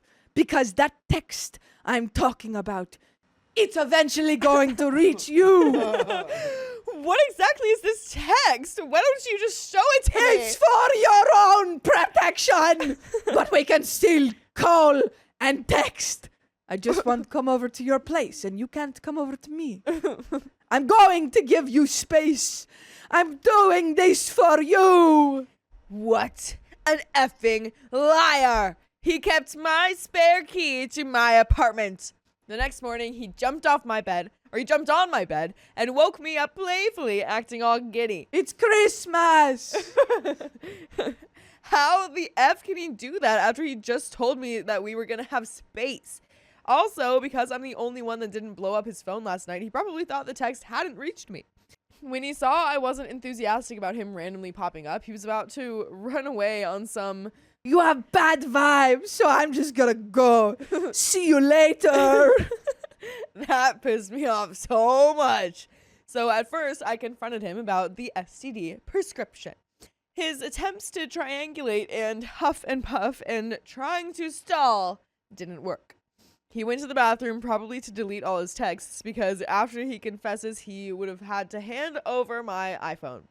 Then he confessed to cheating with the STD girl. I applied pressure on him to confess. Who else, Paolo? Who else have you been talking to and effing behind my back? He only answered, I only had spicy sleep with STD girl once. I kept pushing, and that's when he accused me of being the spoof number. So I conveniently showed him the text I also got from the spoof number. Is this a soap opera? It must be. Is so this that silly telenovela? news. It must. It was like, Paolo, you've been cheating on me. Yeah. He was dumbfounded and angrily whispered. Yeah. So it was STD girl all along. Damn, she's crazy. Why did she do all of this to me? How did she get your number too? I told him to look me in the eyes, and I said, you're a coward. Do you know that? Did you know you're a coward? He was near to tears, and he repeated, Yes, I am a coward. This is crazy. I told him he doesn't have to pretend to love me anymore. If he didn't want to be with me, He could have just broken up with me. And he said, But I did want to be with you. Seems I lost sight of that. Can this be fixed? Fixed? Fixed? You are the one who went to go F people behind my back. So tell me, Mr. Man of the Hour, man of the house with a massive ego, please tell me, what was your plan? You get caught and then what? I'm waiting. What's with the silence, Mr. Popular? I'm sorry, Selena. You're just sorry you got caught. No. No. I'm not sorry I got caught. You know what? You got one over me. That was a real good one, OP. He's just a worldly guy. He's just Paulo. He might have started in like He's some sort of Spain and a Spanish little bit of country, French, a little bit of Italian, a and little he's bit of Transylvania. been all over. I did not respond the exact same way he would ignore me when I brought up my concern. And by the way, I would never ignore you if you wanted to check out full episodes of more stories just like this one on Spotify, Apple Podcasts, iHeartRadio, or whatever podcast app you prefer. Just go to OK Storytime. There is a little bit more to this story, but how we liking this show so It far? started off and it was believable. Yeah. And it's gone down this rabbit hole, especially when we started getting dialogue. Yeah. And I just don't quite believe I don't either. that any of this happened. But it did start off really strong. So maybe he has figured out that I was behind it all. Maybe he still suspects STD girl. But so what? I don't care.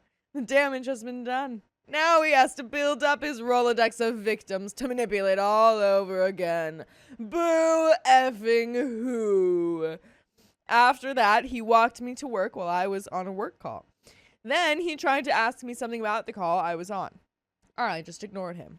I haven't spoken to him since. I don't care to hear from him ever again. I have nothing to say, and some things don't need to be said aloud. He knows it's over. And that's the end of that story. And that is the end. That is the end. Paolo. Paolo and Selena. I must admit, Spanish accents are not in my Rolodex of accents. That's totally fine. Maybe someday it will be. Yeah, I'm believe in you. more of a European accent person. Yeah. Truthfully. Yeah.